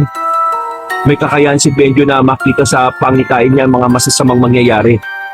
Habang si Benji naman ang nakakaintindi sa kanya kahit hindi siya nakakapagsalita. Papa, Mama, lagay ko po. Ang tungkulin po talaga namin para kalabanin ng aswang. Sabi ni Benjo sa amin, kami raw po itinakpapas lang sa mga aswang. Ano ba pinatang sinasabi mo? Bata-bata niyo pa eh. Tigilan niyo nga ako. Ayaw ko niyan Mga bata pa kayo kaya ang gusto ko, maging bata lang kayo. Wala akong pakialam kung may kakaiba kayong kakayahan. Tanggap po kayo. Huwag lang kayong lumaban-laban sa mga aswang na yan. Pinasabi ko sa inyo. Oh, narinig niyo sinabi ng nanay niyo ha? Makinig kayo sa kanya. May sinasabi po si Benjo Kung sinasabi niya, At naprobinsya na raw po natin ng mga aswang. Narito sila para pawiin kung ano man po yung nawala sa kanila. Basta, walang ang hawak ng itak sa inyong dalawa. Kahit na anong sandata pa. At hindi na ito mauulit Benjo, Benji. Kasi kapag ito naulit, makakakin na kayo sa akin. Mabait akong mama sa inyong dalawa. Pero ayaw ko ng mga batang hindi nakikinig. Naintindihan niyo ba ako? Opo, Mama. Siguraduhin niyo lang yan. sige na, magbukas na kayo ng kamay. Wala dapat makalam na meron kayong pinaslang na aswang ha. Intindihan niyo? Noong mga sandaling yon, nawindang ang lalaking si Gibo. Isang malaking tanong at palaisipan para sa kanya kung paano pinaya ng dalawang bata na 8 taong gulang na patayin ang mga mapapangis na nilalang. Sa bagay pa lang ngayon, masasabi na talaga ni Gibo na hindi nga talaga normal na bata ang kambal. Kahit na alam niyang kayang pumalat ni Benji at Benjo, nababahala pa rin siya sa kaligtasan ng dalawa. Habang tumatagal, parang unti-unti nang napapalapit ang mga aswang sa kanilang pamilya. Bakit kayo nagmamasid ang mga aswang dito sa amin? Hindi na nakatulog ang lalaking si Gibo. Inabot na siya ng umaga. Para malibang, inilaan na lamang niya ang atensyon sa pag-aasikaso sa kanyang misis. Ihatid lang ako ng papa niyo sa palengke para makapagtinda ako ha. Kaya kayong dalawa, tandaan niyo mga sinasabi ko. Ayaw ko na ng pasaway. Pakiusap lang. Makinig kayo ha. Kung mahal niyo ang mama niyo at papa niyo, susunod kayo. Para din naman ito sa kaligtasan niyo eh. Opo, mama. O ikaw, Benjo. Wala ka bang sasabihin kay mama? Sabi po ni Benjo, pasensya na raw po sa ginawa namin. Kasalanan niya raw kasi siya po nagsabi. Ayos na yun, Benjo. Basta ipapangako niyo lang sa akin na hindi niyo na uulitin. Liwanag? Sabay na tumango ang dalawang bata.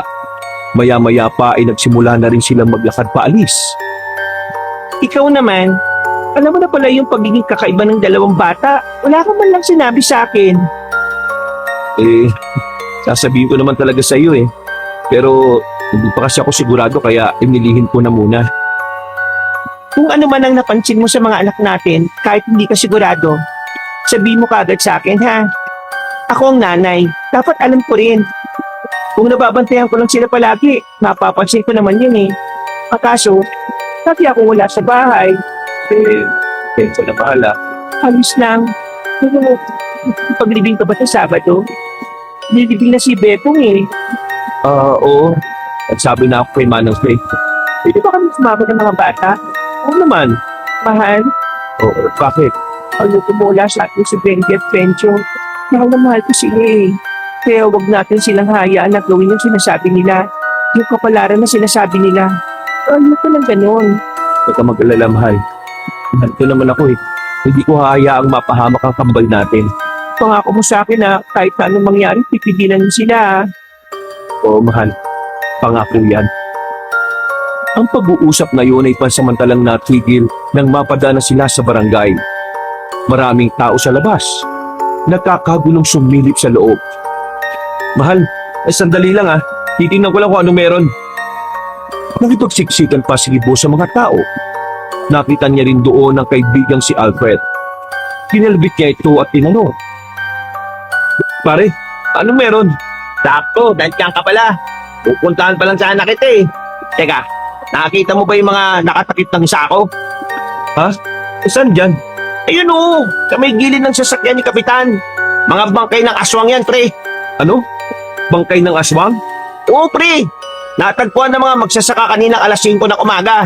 May pumatay daw dyan sa 6 na aswang na yan eh. Anong sinabi mo?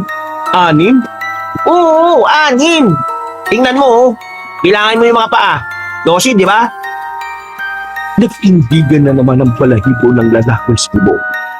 Nawindang siya. Pinagpapawisan dahil sa kaba. Ang buong akala niya kasi, isang aswang lang ang pinaslang ng kambal. Hindi siya makapaniwalang 6 pala yun. Napapalunok siya ng laway dahil sa kaba.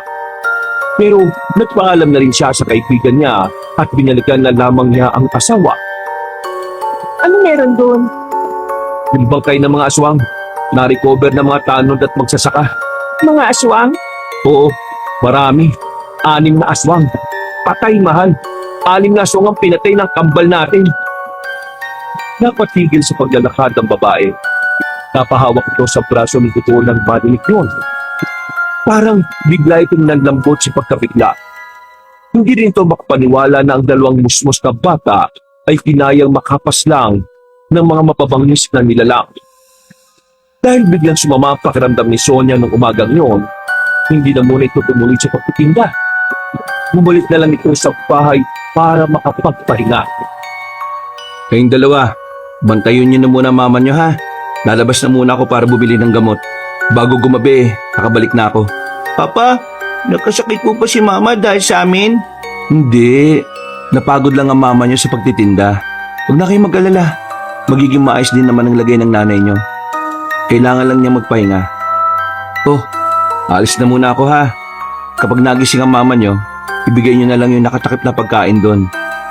Benjo, yung mga bili namin ng mama niyo sa inyo ha, tatandaan niyo. Dali-dali nang umalis ang lalaki. Walang bilihan ng gamot sa kanilang lugar kaya kailangan niya pang bumiyahe patungo sa bayan. Agad naman siyang nakarating doon. Dahil hindi siya nahirapang makasakay, maging sa bayan, nalaman niyang usapan na rin pala ang mga aswang. Pagkatapos niya makabili ng gamot, agad na rin siyang umuwi. Kaso, yung sinasakyan niyang tricycle ay hindi na nagawang makapasok pa ng kanilang baryo. Bigla na lang din kasing umulan na malakas. Lulubog ang gulong sa lupa kung pipilitin pa. Nakakainis naman talagang buhay to. Malapit na ako, bigla pang umulan. Biglang merong lalaking nakasilong din sa kinalalagyan niyang kubo. Hindi niya kilala ang lalaki. Mas lalong hindi niya ito namukaan nang humina ang ilaw sa poste na nasa tapat nila. Pwede ba makisilong, pre? Ha? Oo naman. Lakas ng ulan, no? Oo nga eh. Mukhang masama na naman ang panahon. Siguro, kung ganito kalakas ang ulan nung gabing yun, hindi mamamatay yung lalaki. Ha? Yung bebong? Kilala mo si Bebong? Oo, kilala ko siya. Kaano-ano mo siya? Kung malakas ang ulan nun, hindi sila pupunta ng laot.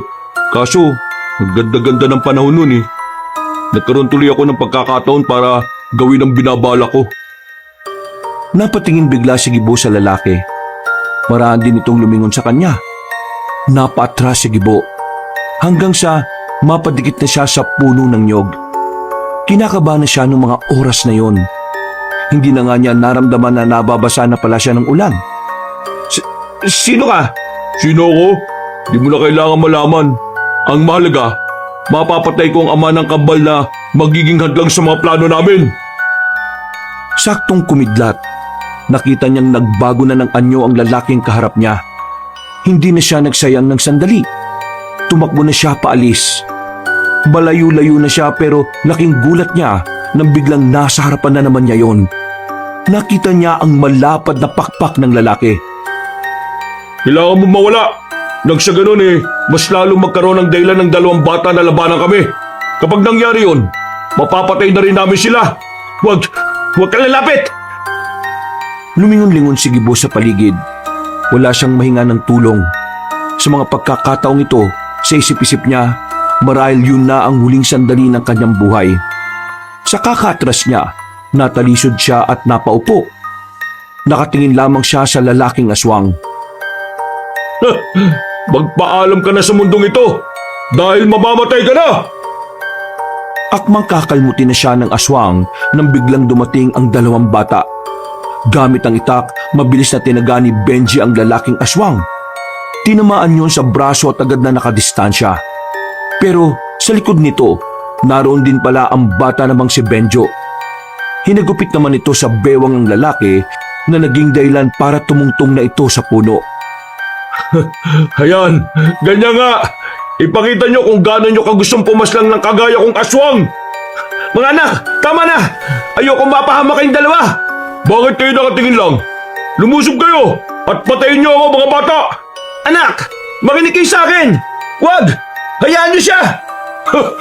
Mukhang wala naman ako mapapala sa inyo eh. Kaya sa susunod na lang tayo magkita kung handa na kayong labanan ako. At saka siya nga pala, tandaan niyo ang mukha ko ha. Tandaan niyo ang pangalang Miyong. Umalis na rin ang aswang na si Miyong. Samantalang nanatili namang nakatayo ang mag-aama sa gitna ng malakas na ulan. Nang masigurong wala na nga ang aswang na yon, ay nagmamadali na rin silang bumalik ng kanilang bahay. Ang kaso, pagdating nila, nakabangon na pala ang babaeng si Sonia. Nakabang lang sa pintuan at tila alam na agad kung ano ang nangyari. Anong nangyari? Ano kasi? Magsabi kayo ng totoo. Papa, ako na po ba magsasabi o ikaw? Ako na. Pumatay na naman kayo ng aswang gamit ng itak na yan, ano? Mama, hindi po namin napatay eh. Nakatakas po. Ilang beses ko bang sasabihin sa inyo na ayaw ko na kumakalaban kayo ng aswang? Ano bang mahirap intindihin sa mga sinasabi ko?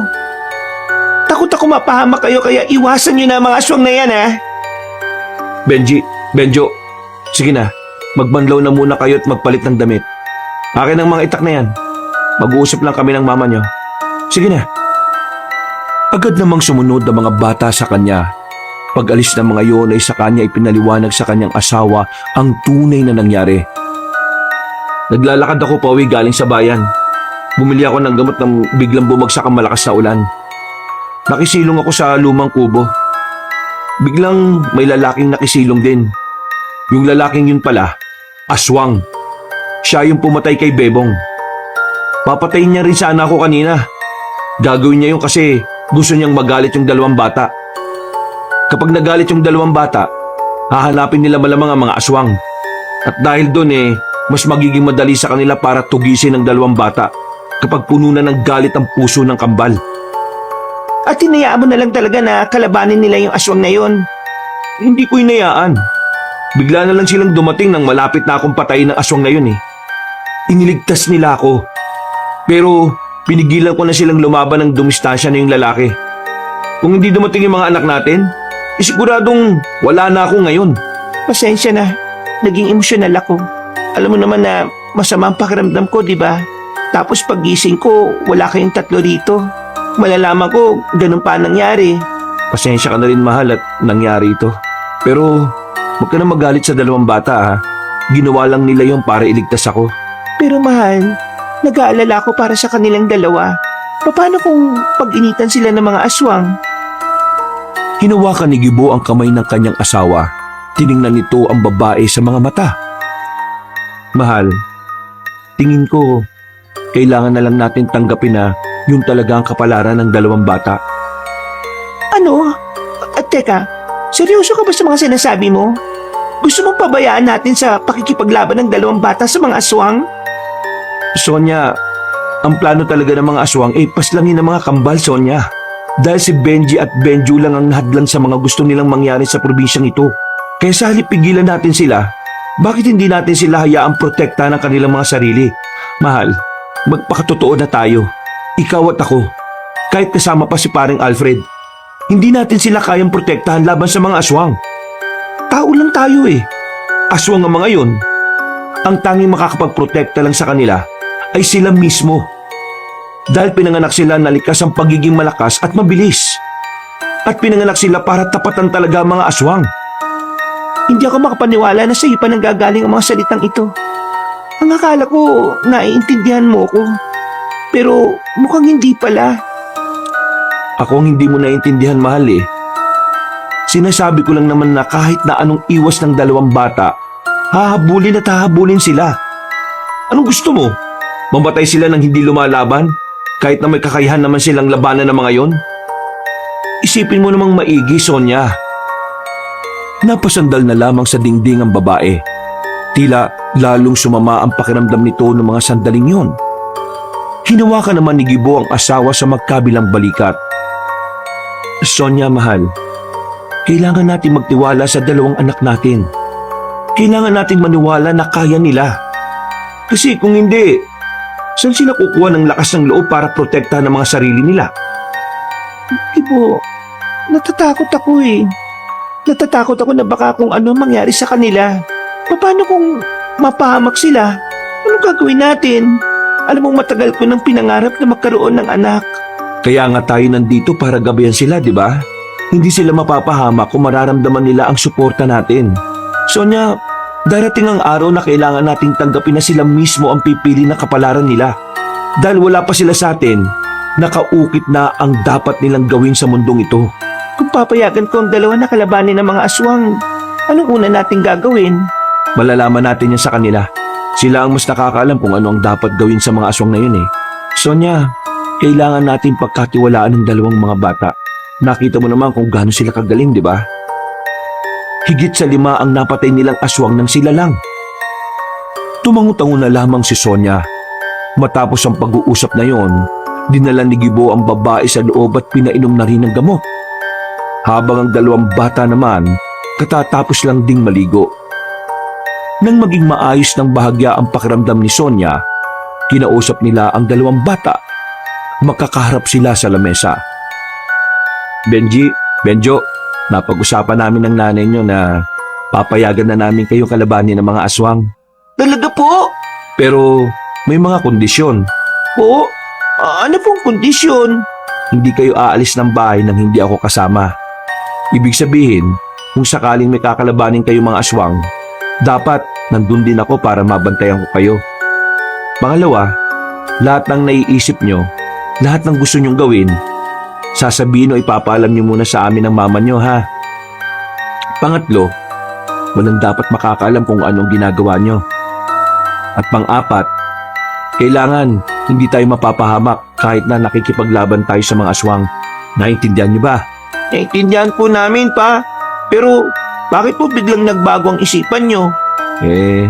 Napagtanto lang namin ng nanay nyo na kung pipigilan namin kayo, mas lalong mapapahama kayo. Kaya mas maganda nang hayaan na namin kayo para mas maprotektahan yung mga sarili ninyo. Ay, pa, may sinasabi po si Benjo. Ano yan, anak? Ang sabi niya, kapag nagsimula na raw ang pakikipaglaban namin sa mga aswang, mas maganda raw pong nasa ligtas po kayong lugar ni Mama. Ang mga aswang daw po kasi traitor eh. Kung sino ang alam nilang hindi makakalaban sa kanila, yun po ang punteriya nila. Ha? Ligtas na lugar? Saan naman ako hahanap ng ibang lugar? May alam ako! Napatingin sila sa bandang bintana at nakita nila roon si Alfred na nakapayong. Pambira ka naman pre oh. Bakit nandiyan ka? Halika, pumasok ka dito. Pasensya na kung pa lang ako ha. Pero meron akong alam na lugar na kung saan ligtas ka ron, Sonia. Pinapalis niyo ba talaga ako sa bahay na to? Mahal, hindi naman sa ganon. Sa ngayon kasi, hindi ka namin mababantayan palagi sa oras na simulan na namin ang operasyon na sinasabi ng kambal. Ikaw ang uunahin ng mga aswang. Kaya, kailangan mong pumunta sa lugar na kung saan hindi ka nila roon malalapitan. Paano ang pagtitinda ko sa palengke?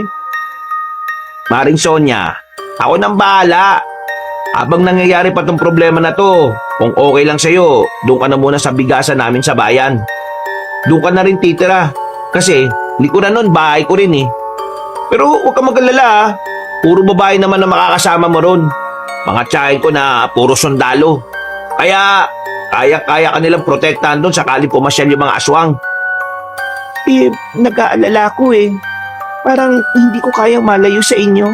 Lalong-lalo na sa kambal natin. Mahal, kailangan mong kayanin. Kapag natapos naman na itong problema na ito babalik rin naman sa dati yung lahat Mama, huwag ka po mag-alala. Gagawin po namin ang lahat para hindi po kami mapahamak. O sige, pumapayag na ako. Basta kapag may oras kayo, puntahan niyo ko ron ha. Kahit na makita ko lang kayo saglit, masaya na ako. O pre, ang problema lang nagtataka lang ako. Bakit ba sa inyo galit na galit ang mga aswang? Hindi naman kayo yung kumuha ng itim na kahon na sinasabi ni Aling Fee. Kasi po, nasa amin po yun. Ha? Kung sinabi mo, Benji? Yung hinahanap po ng mga aswang, nasa amin po. Bakit nasa inyo? Alam niyo bang mas lalo tayong malalagay sa peligro dahil doon? Ang sabi po ni Benjo, kung mapupunta to sa mga aswang, magagamit daw po nila ito laban sa aming dalawa Bakit? Para saan ba yung itim na kahon na yun? Nasa loob po ng kahon yung balat ng sinaunang aswang. Hindi namin alam kung ano ang gagawin nila dun Pero nararamdaman namin yun na magagamit nila yun para mas lalo silang maging malakas. Kaya na makita po namin yun sa daan, hindi na po kami nagdalawang isip na kunin yun. Nasaan na? Wala na po. Ha? Diyos ko, yaari na. Para hindi agad nilang mapakinabangan, sinunog na po namin. Yung po ang dahilan kung bakit gustong-gusto nila kaming mawala po sa mundo. Ay naku, pakasakit ang ulo ko sa inyo. Bakit hindi niyo sinabi sa amin ng nanay niyo? Wala pa po kasi tayong rules nun pa Oy, siya. Total, nangyari na naman yan. Paganda na lang natin kung ano yung mangyayari. O mahal, ihatid ka na namin sa sinasabi ni paring Alfred bukas dun sa bayan ha. Pagkatapos, sisimulan na rin namin ang mga dapat gawin. Ang sabi po ni Benjo, kailangan daw din po kayong turuan kung paano labanan ng mga aswang. Ano? Kami? Tuturuan nyo pa? Kayang-kaya namin yun. Hindi na kailangan. Pero pa, sabi ni Benjo, hindi mo raw po kaya. Nakita ka nga po namin nakaupo sa gitna ng malakas na ulanan habang pinagtatangkaan pa kayo ng aswang Ito naman, sinabi pa. O sige na Gibo, magpaturo na kayo sa kanilang dalawa. Di ba ang sabi mo, mas sila ang nakakaalam ng mga dapat gawin? Kaya ikaw, kayong dalawa ni Alfred, makikinig kayo sa kambal ha? Sa akin wala namang problema Paano kaya si tatay? Napaoo na lamang si Gibo. Natapos ang kanilang usapan ng maayos. Kinabukasan ng umaga, maagang nag-impake ang babaeng si Sonia. Maiyak-iyak pa ito nang makarating na nga sila sa bayan. Matapos silang maihatid si Sonia, dumiretso na sila agad sa kagubatan. Ay nanak, kailangan ba talaga dito tayo sa kagubatan? Ninong, hindi po tayo pwedeng mag-ensayo sa harapan ng bahay namin kasi makikita po tayo ng mga kalugar natin eh. O nga naman pre, kung talaga sorry naman. Sabi ni Benjo, siya raw po ang magtuturo kay Papa. Ako naman ang kay Ninong Alfred. O sige na, turuan nyo na kami. Gamit ang yantok na magsisilbi nilang sandatang pangsanay, sinimulan nila ang kanilang pag-iinsayo. Pero sa kalagitnaan ng kanilang ginagawa, bigla na lamang nakaramdamang dalawang bata na kaibang presensya sa kanilang paligid. Noong mga sandaling yun, alam na kagad ng kambal na aswang ang mga yun. Kaya agad nilang itinigil ang kanilang ginagawa. Papa, yun na sila. Kailangan natin umuwi para kunin ang mga sandata natin. O, tara na. Hindi natin kakayanin kung yantok lang ang hawak natin. Pre, wati mo na si Banjo. Ako naman kay Benji. Hindi na po. Kaya na po namin. Benjo, tara na. Takbo na. Nawindang ang dalawang lalaki na makita nilang sobrang bilis ng takbo ng dalawang bata. Para sa kanila, hindi normal ang takbo ng mga yon. Pumaripas na lang din ng takbo si Gibo at Alfred sa takot na maabutan sila ng mga aswang. Nang makarating na sila sa bahay, agad nilang pinakukuha ang mga itak. Isinarado na rin nila ang pintahan at pinto. Sigurado bang susundan nila tayo hanggang dito? Hindi po sigurado. Pero ang mga aswang po kasi, kadalasan kami lumulusob kapag sa mga baryo eh. At masigit na malakas sila kapag bilog naman po ang buwan. Nakiramdam lang sila ng mga oras na yon. Walang dumating na aswang. Hanggang sa sumapit na nga ang kinagabihan. Dito na mas kinabahan ng lalaking si Gido. Pabalik-balik ang kanyang tingin sa labas. Hindi siya mapakali. Papa, pero pangitain si Benjo ngayon lang. Pangitain? Ano yun? Sabihin mo anak. Ang sabi po ni Benjo, ngayong gabi raw po, magpapakita raw po ang pinakamalakas na aswang, ang Hari Mondon. Isang mabangis daw pong alimaw. Ano pa yung nakita niya? Mga dugo sa lapag na kung saan. Pero hindi raw po niya alam kung kaninong dugo eh. Nako pre, sa mapangitain ba yan? Pwede pong masama, pwede rin pong hindi. Kailangan po natin mag-ingat ngayong gabi. Hindi po tayo ligtas kung nandito lang tayo. Kung saan naman tayo pupunta? Kailangan po natin unahan sila. Unahan? Paano kung unahan? Sasalubungin po natin sila, Papa. Hindi ba parang delikado yung ganyan ang gagawin natin? Sabi po ni Benjo, mas delikado kung maghihintay lang po tayo dito eh. Nasasayang ang oras. Kung sasalubungin po natin sila, mas maunahan natin ang pagdating ng Hari Mondon. Pre, puto nga yung bata. Paano kung marami sila? Magtiwala po kayo sa amin ng kambal ko. Kakayanin po namin sila. Anak, ano ba talaga kayo? Gusto ko malaman para kung sakaling may mangyari masama, mas kilala ko na kayo. Nagkatinginan ng dalawang bata. Tumango si Benjo kay Benji. Dahilan para ipagtapat na ng dalawa kung ano ba talaga sila. Siguro po, hindi nyo nalata nung natagpuan nyo lang po kami sa laot. Kami po ay mga inkantong dagat. Inkantong dagat? Ano ibig sabihin nun? Ang mga inkantong dagat po ay nagmumula sa pagnanais ng kalikasan na makalika ng instrumento laban sa kasamaan. Ibig sabihin po nito, wala po talaga kami mga magulang. Kami po ay kusang nabuo para lang kalabanin ng masasamang elemento dito sa lupa. Ano mangyayari kapag tapos na ang misyon nyo dito sa lupa?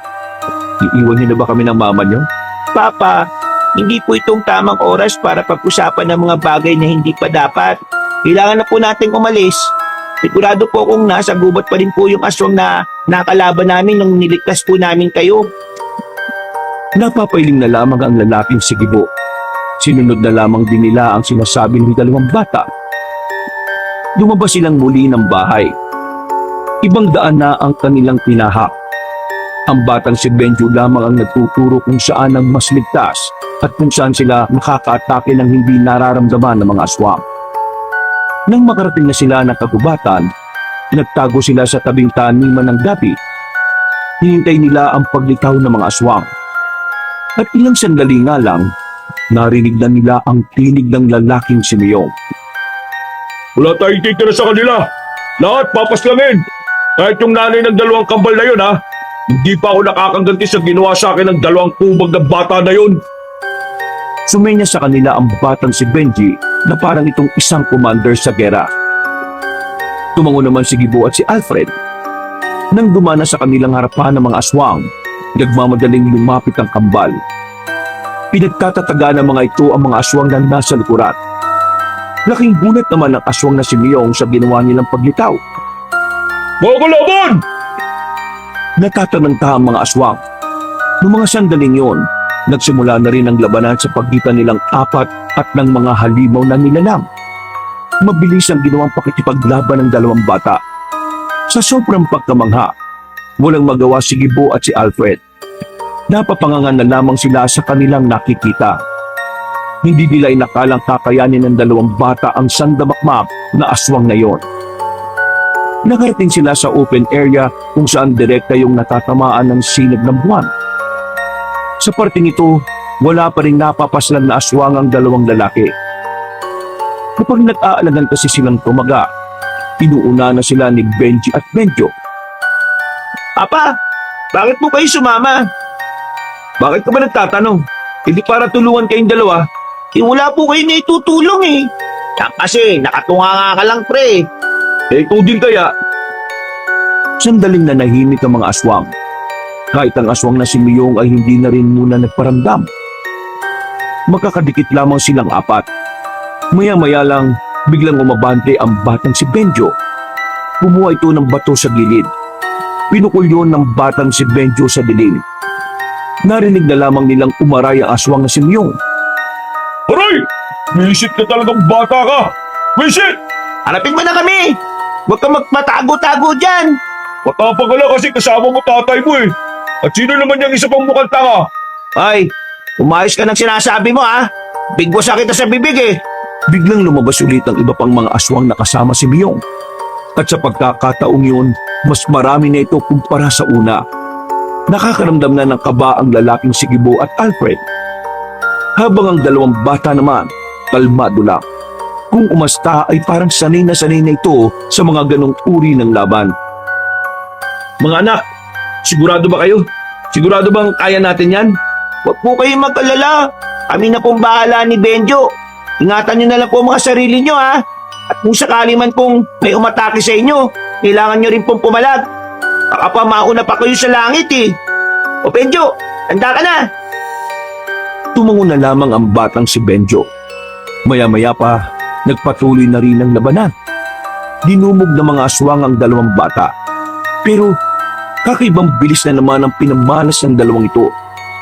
Wala pang 5 minuto, nakabagsak na ang mga aswang. Nanlalaki naman ang mga mata ng lalaking si Miyong. Hindi ito makapaniwala na 2 bata lamang ang makakaubos sa kanyang mga kasama. Pre, o bakit?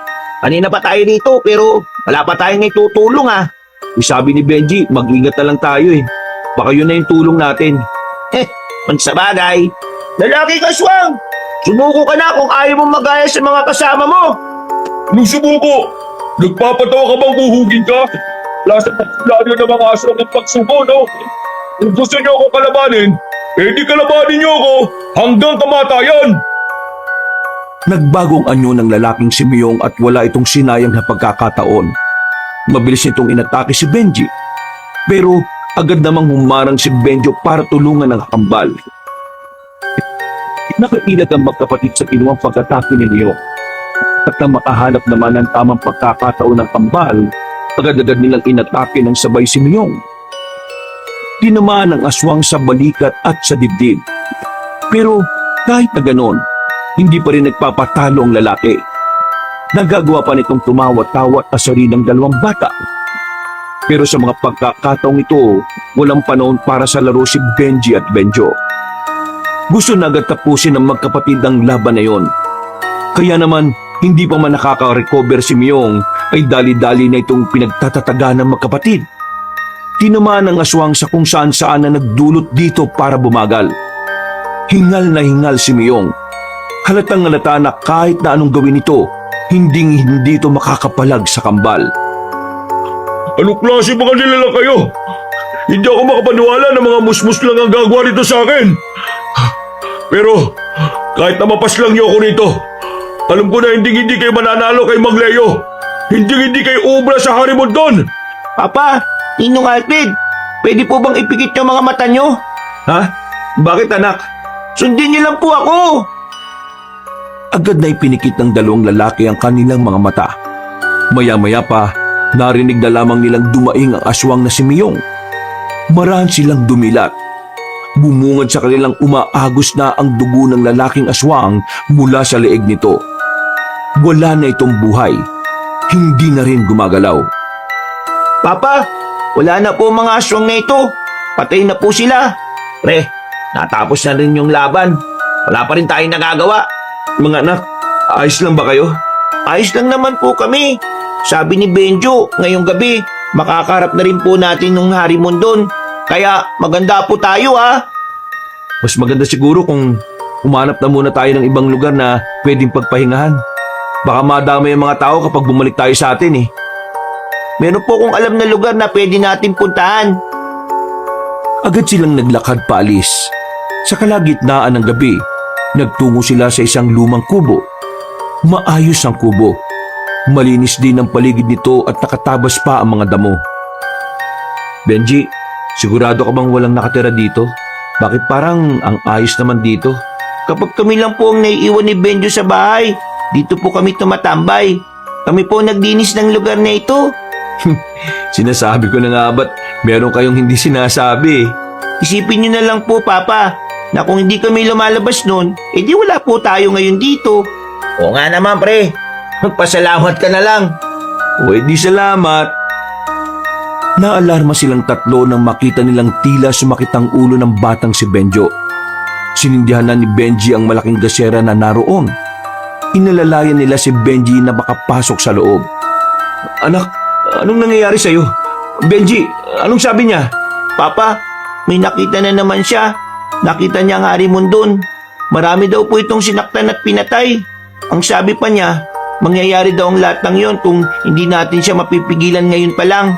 Anak, gagawin natin ang lahat para matalo ang aswang na yon. Huwag kayong mag-alala. Tutulong na kaming dalawa ng ninong Alfred nyo. Hindi po, Papa. Mas maganda po kung iiwas kayo. Mamamatay po kayong dalawa eh. Hindi pwede. Mapapahama kayong dalawa. Pa, malakas ang Harimondon. Hindi nyo rin po siya kakayanin kahit kalabanin nyo siya. Isa pa, mahirapan lang kami ni Benjo kung hihintindihin pa namin kayo eh. Are, tama si Benji. Sa ngayon, kailangan natin magtiwala sa kanila. Kahit na gustong-gusto sumama ni Gibo, ay wala na rin siyang ibang magagawa. Napagtanto niya na totoong magiging pabigat lamang silang dalawa sa dalawang bata. Ipangako niyo sa akin na makakabalik kayo ng ligtas ha, Benji, Benjo. Papa, sige na po, umalis na po kayo. Halika na kasi pre, ulit mo rin eh no. Kailangan niyo pong umalis, malapit na pong Harimondon. Nag-aalangan tumakbo ang dalawang lalaki. Palingon-lingon pa sila sa likuran habang papalayo sila sa kinaroroonan ng dalawang bata. Malakas ang kaba ni Gibo. Natatakot siya na baka yun na ang huling sandali na makikita niya ang kambal. Pero sa kabilang banda, pilit niyang kinukondisyon ng kanyang utak na kailangan niyang pagkatiwalaan ng dalawang bata. Pre, yun na yung Harimondon oh. Pre, Oh, bakit at Miguel? sige na. Mauna ka na. Ha? Baliw ka ba? Sabi ni Benji, kailangan na nating umalis. Pre, hindi ko kayang iwan si Benji at Benjo sa ganung kalagayan. Ay naku, kulit mo naman oh. Yun nga ang mas makabubuti sabi ng anak mo pre. Isipin mo na lang ha. Kanina wala naman tayong nagawa. Ngayon pa kayang mas malakas yung kalaban nila. Kaya nga dapat nandun ako kasi mas malakas ang makakalaban nilang dalawa. Pre, hindi ko kaya manood lang eh. Nababahala ako na baka wala na akong dat na anak. Bakit? Wala ka bang tiwala sa kanila? May tiwala ako sa kanila. Pero minsan, hindi sapat ang tiwala ko para masiguro kung ligtas sila. Gagawin kong lahat na makakaya ko para protektahan sila. Dahil nangako ko kay Sonia na kahit anong mangyari hindi ko hayaang mapahamak ang mga anak ko. Sige na, diyan ka na pre. Uy! Umalik ka dito! Binilikan ni Gibo ang mga anak niya. Wala na siyang pakialam kung gaano kalakas ang aswang na aabutan niya. Basta ang tanging tumatakbo na lamang sa kanyang isipan ay ang makatulong sa kambal. Nang makabalik na siya, nakita niyang kaharap na ng 2 bata ang Harimondon. Hindi na muna siya lumabas. Hahanap siya ng tamang pagkakataon kung paano niya papaslangin ang malakas na aswang na yon. Kayo pala ang 2 batang kumuha sa itim na kahon. Nasaan ang itim na kahon? Ibalik niyo sa akin kung ayaw niyong... Matagal na po wala yung itim na kaon.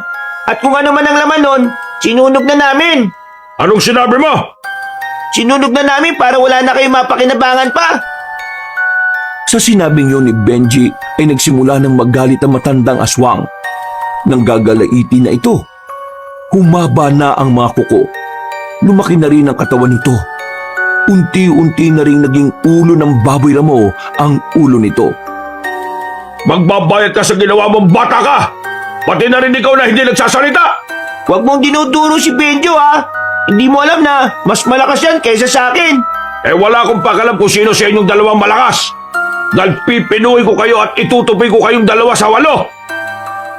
Dahil sa laki ng katawan ng Harimondon, parang yumayanig kapag naglalakad ito. Nung mga sandaling yon, nakita ni Gibo na tila hindi man lang kinakabahan ng 2 bata. Parang kalmado lang. Parang hindi nakakaramdam ni kaunting takot. Magsisisi kayo, ako ang kinalaban nyo! Nang makalapit na ang Harimondon sa 2, nagawang makailag ni Benji at Benjo. Gamit ang kanilang itak, tinaga ni Benjo ang aswang na si Leo sa hita. Sinundan naman ito ng taga ni Benji sa bandang likuran. Nung mga sandaling yon, akala nila ay tatabla ng aswang. Pero tumawa lang ito na malakas. Tila hindi man lang naramdaman ang hiwa na kanilang nagawa. Ha! Anong akala nyo? Mapapatay nyo ako gamit ang simpleng itak na yan? Para nyo lang akong kinikilit eh! Benjo, mukhang di na natin kailangan ng itak na ito. Binitiwan ng 2 ang kanilang sandata. Nagtaka naman ang aswang habang si Gibo naman nababahala dahil hindi nila alam kung ano ang gagawin ng 2. Gayong wala na itong magagamit na pamatay sa aswang. Lalabas na sana siya sa kanyang pinagtataguan pero pinigilan siya ni Alfred. Pre, wag. Hayaan mo na muna sila. Saka ka na lumabas kapag may tamang pagkakataon na. Uy, bakit ka bumalik? Malamang, di naman kita pwedeng hayaan na lang dito. Napalingon sila nang marinig na umaangil ng malakas ang Harimondon. Dinakmaan ng aswang na si Manong Leo si Benji. Nahawakan nito sa damit ang bata. Akmang ibabalibag nito si Benji pero sumulpot naman agad si Benjo sa gilid. Isang malakas na suntok ang pinakwalan ni Benjo sa tagiliran ng Harimondon. Sa lakas ng suntok, naramdaman pa nila Gibo at Alfred ang malakas na hangin. Napatras ang Harimondon nang maramdaman ang epekto ng ginawa ng bata. Ang sabi ni Benjo, hindi pa yun ang pinakamalakas ha. At ang sabi ko naman, mukhang sa ganitong paraan ka namin matatalo. Anong karapatan niyong saktan ako? Ako ang hari ng mga aswang! Isa akong Harimondon! Kaya hindi ako matatalo lang ng mga kagaya ninyo! Muling tumakbo si Leo. Sinalubong naman ito ni Benji. Sinuntok ni Benjo ang aswang pero sa pagkakataon namang ito, biglang nakailag na ang aswang. Paglingon ng batang si Benjo, isang suntok ang sumalubong sa kanya. Tinamaan si Benjo sa katawan. Tumilapon ang bata patungo sa puno. Lalabas na sana si Gibo pero nang makita niyang nakabangon agad ang bata, napangangan na lamang siya. Tingnan mo nga. Mukhang matatalo ba ng aswang yung kambal kung ganyan sila kalakas? Tingnan mo, nakabangon pa oh. Noong mga sandaling yun, nagtaka na rin ang aswang. Nanlalaki ang mga mata nito nang makitang parang wala namang epekto ang suntok niya sa batang si Benjo. Paglingon ni Leo sa kaliwa, sumulpot doon si Benji. Sinuntok siya sa mukha ng bata.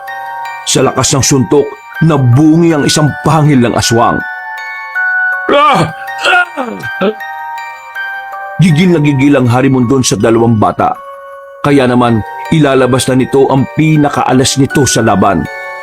Naglabas ito ng hangin mula sa bibig nito at ang hangin na yon ay nagdulot ng hapdi sa mga mata ng dalawang bata. Dahil doon, nawala sa focus ang kambal. Sinamantala naman ito ng Harimondon para makaatake. Naisan ko kayo mga bata! Tumakbo ng mabilis ang aswang na si Leo at saka sinuntok si Benji. Sumadsad pa sa lupa ang mukha ng bata. Habang si Benjo naman ay nakatikim naman ng malakas na sipa. Tawa lang ng tawa ang aswang. Hindi pa ito nakontento. Sunod-sunod na suntok ang pinakawalan nito sa dalawang bata. Sa liit ng katawan ni Benjo at Benji, talagang naramdaman na ng kambal ang epekto ng suntok ni Leo. Sinasabi ko naman kasi sa inyo hindi nyo kakayanin ng isang kagaya ko. Mas mabilis kayong dalawa, pero mas mautak ako sa inyo. Masyado pa talaga kayong bata. Marami pa kayong kakainin bigas. Ngayon, katapusan nyo ng dalawa. Ako ang harapin mo! Hindi na nakatiis pa si Gibo. Lumabas na ito sa kanyang pinagtataguan. Ang tanging hawak niya lamang ay isang itak na kinakalawang pa. Kahit na nanginginig pa ang tuhod.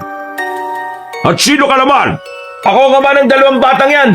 Ako ang harapin mo. Sigurado ka ba sa sinasabi mo? Sa itsura mong yan, parang wala ka namang magagawa. Tingnan mo nga yung tuhod mo. Nanginginig. Nanginginig ang tuhod ko sa sobrang galit sa mukha mo. Marami ka pang daldal. Sige, uunahin na kita. Tumakbo ang Harimondon patungo kay Gibo. Nang malapit na ito sa kanya, kumuha siya ng lupa at saka isinaboy sa mukha nito. Dahil doon ay napuwing ang Harimondon at nawala ito sa wisyo. Hindi na nagsayang pa ng pagkakataon si Gibo. Agad na niyang itinarak ang hawak na itak sa dibdib nito. Paghugot niya, kita niyang gigewang-gewang na ang aswang na yon. Benji! Benjo! Tinatablan siya ng itak! Ngayon na! Kahit malabo pa ang paningin ng dalawang bata, mabilis nilang kinuha ang itak na nasa lapag. Dali-dali nilang nilapitan ang Harimondon. Itinarak din nila ang itak sa dibdib nito. Makailang ulit nilang ginawa yon. Hindi pa nila ito tinigilan hanggat hindi sumusuka ng dugo ang aswang. Dumistansya si Leo. Sa isang iglap lang, tila nakakaramdam na rin ito ng panghihina. O ano? Katapusan mo ng aswang ka! Ako? Matatalo ninyo! Hindi ako papayag! Tumakbo ang lalaking aswang patungo sa kanilang tatlo, pero sabay na tumalo ng mataas ang dalawang bata. Pagbagsak ng mga ito, itinarak nila ulit ang hawak-hawak na itak sa dibdib ni Leo. Sa puntong yon, tuluyan na ngang napaluhod ang Harimondon. Sumuka ulit ito ng maraming dugo, hanggang sa tuluyan na nga itong nalagutan ng hininga. Ayos! Ang gagaling niyo talaga! Ang galing ng mag-aama! Papa, sabi ko kanina, umalis na kayo eh. Anak, hindi ko kayang iwan kayo, kaya bumalik ako. Huwag mo na nga akong sermonan. Hindi natin matatalo ang aswang na to kung di natin nalaman na sa dibdib siya dapat saksakin. Sabi ni Benjo, si Ninong Alfred nanood lang. Oo, sinunod ko lang naman ang sinabi niyo ah. Walang sisiyan ah. Ngayong napas lang na natin ang aswang na ito, ano nang susunod na gagawin natin? Kailangan na lang po nating sunugin ang katawan niya para siguradong hindi na po siya mabubuhay. Naganap sila ng mga tuyong dahon at saka sinilaban nila ang katawan ng Harimondon kasama pa ng iba pang mga aswang na napas lang din nila.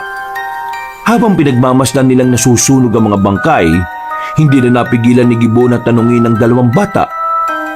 Benjo, iiwan niyo na ba kami ng mama niyo? Alam po namin na binabagabag po kayo ng bagay na yan. Pero para mawala na po mga iniisip niyong ganyan, ang sagot po sa tanong niyo ay hindi. Ha? Anong hindi? Hindi po namin kayo iiwan. Paano mo naman nasabi? Hindi ba kayo babalik sa dagat? Ang kondisyon ng diwatang lumikha sa amin, kasama na kalikasan ng katubigan, sa oras na matalo namin ang kasamaan, maaari na kaming makapamuhay ng normal. maaari na raw po kaming makaramdam ng isang pamilya. Talaga? Ang ibig sabihin, hindi na kayo aalis? Magiging anak na talaga namin kayo? Yun po yung huling sinabi sa amin ng diwat ng tubig. Sa sobrang tuwa, niyakap na ni Gibo ang kambal. Matapos yon, pinuntahan na rin nila si Sonia sa bayan. Kinaumagahan lang, bumalik na rin sila sa kanilang baryo.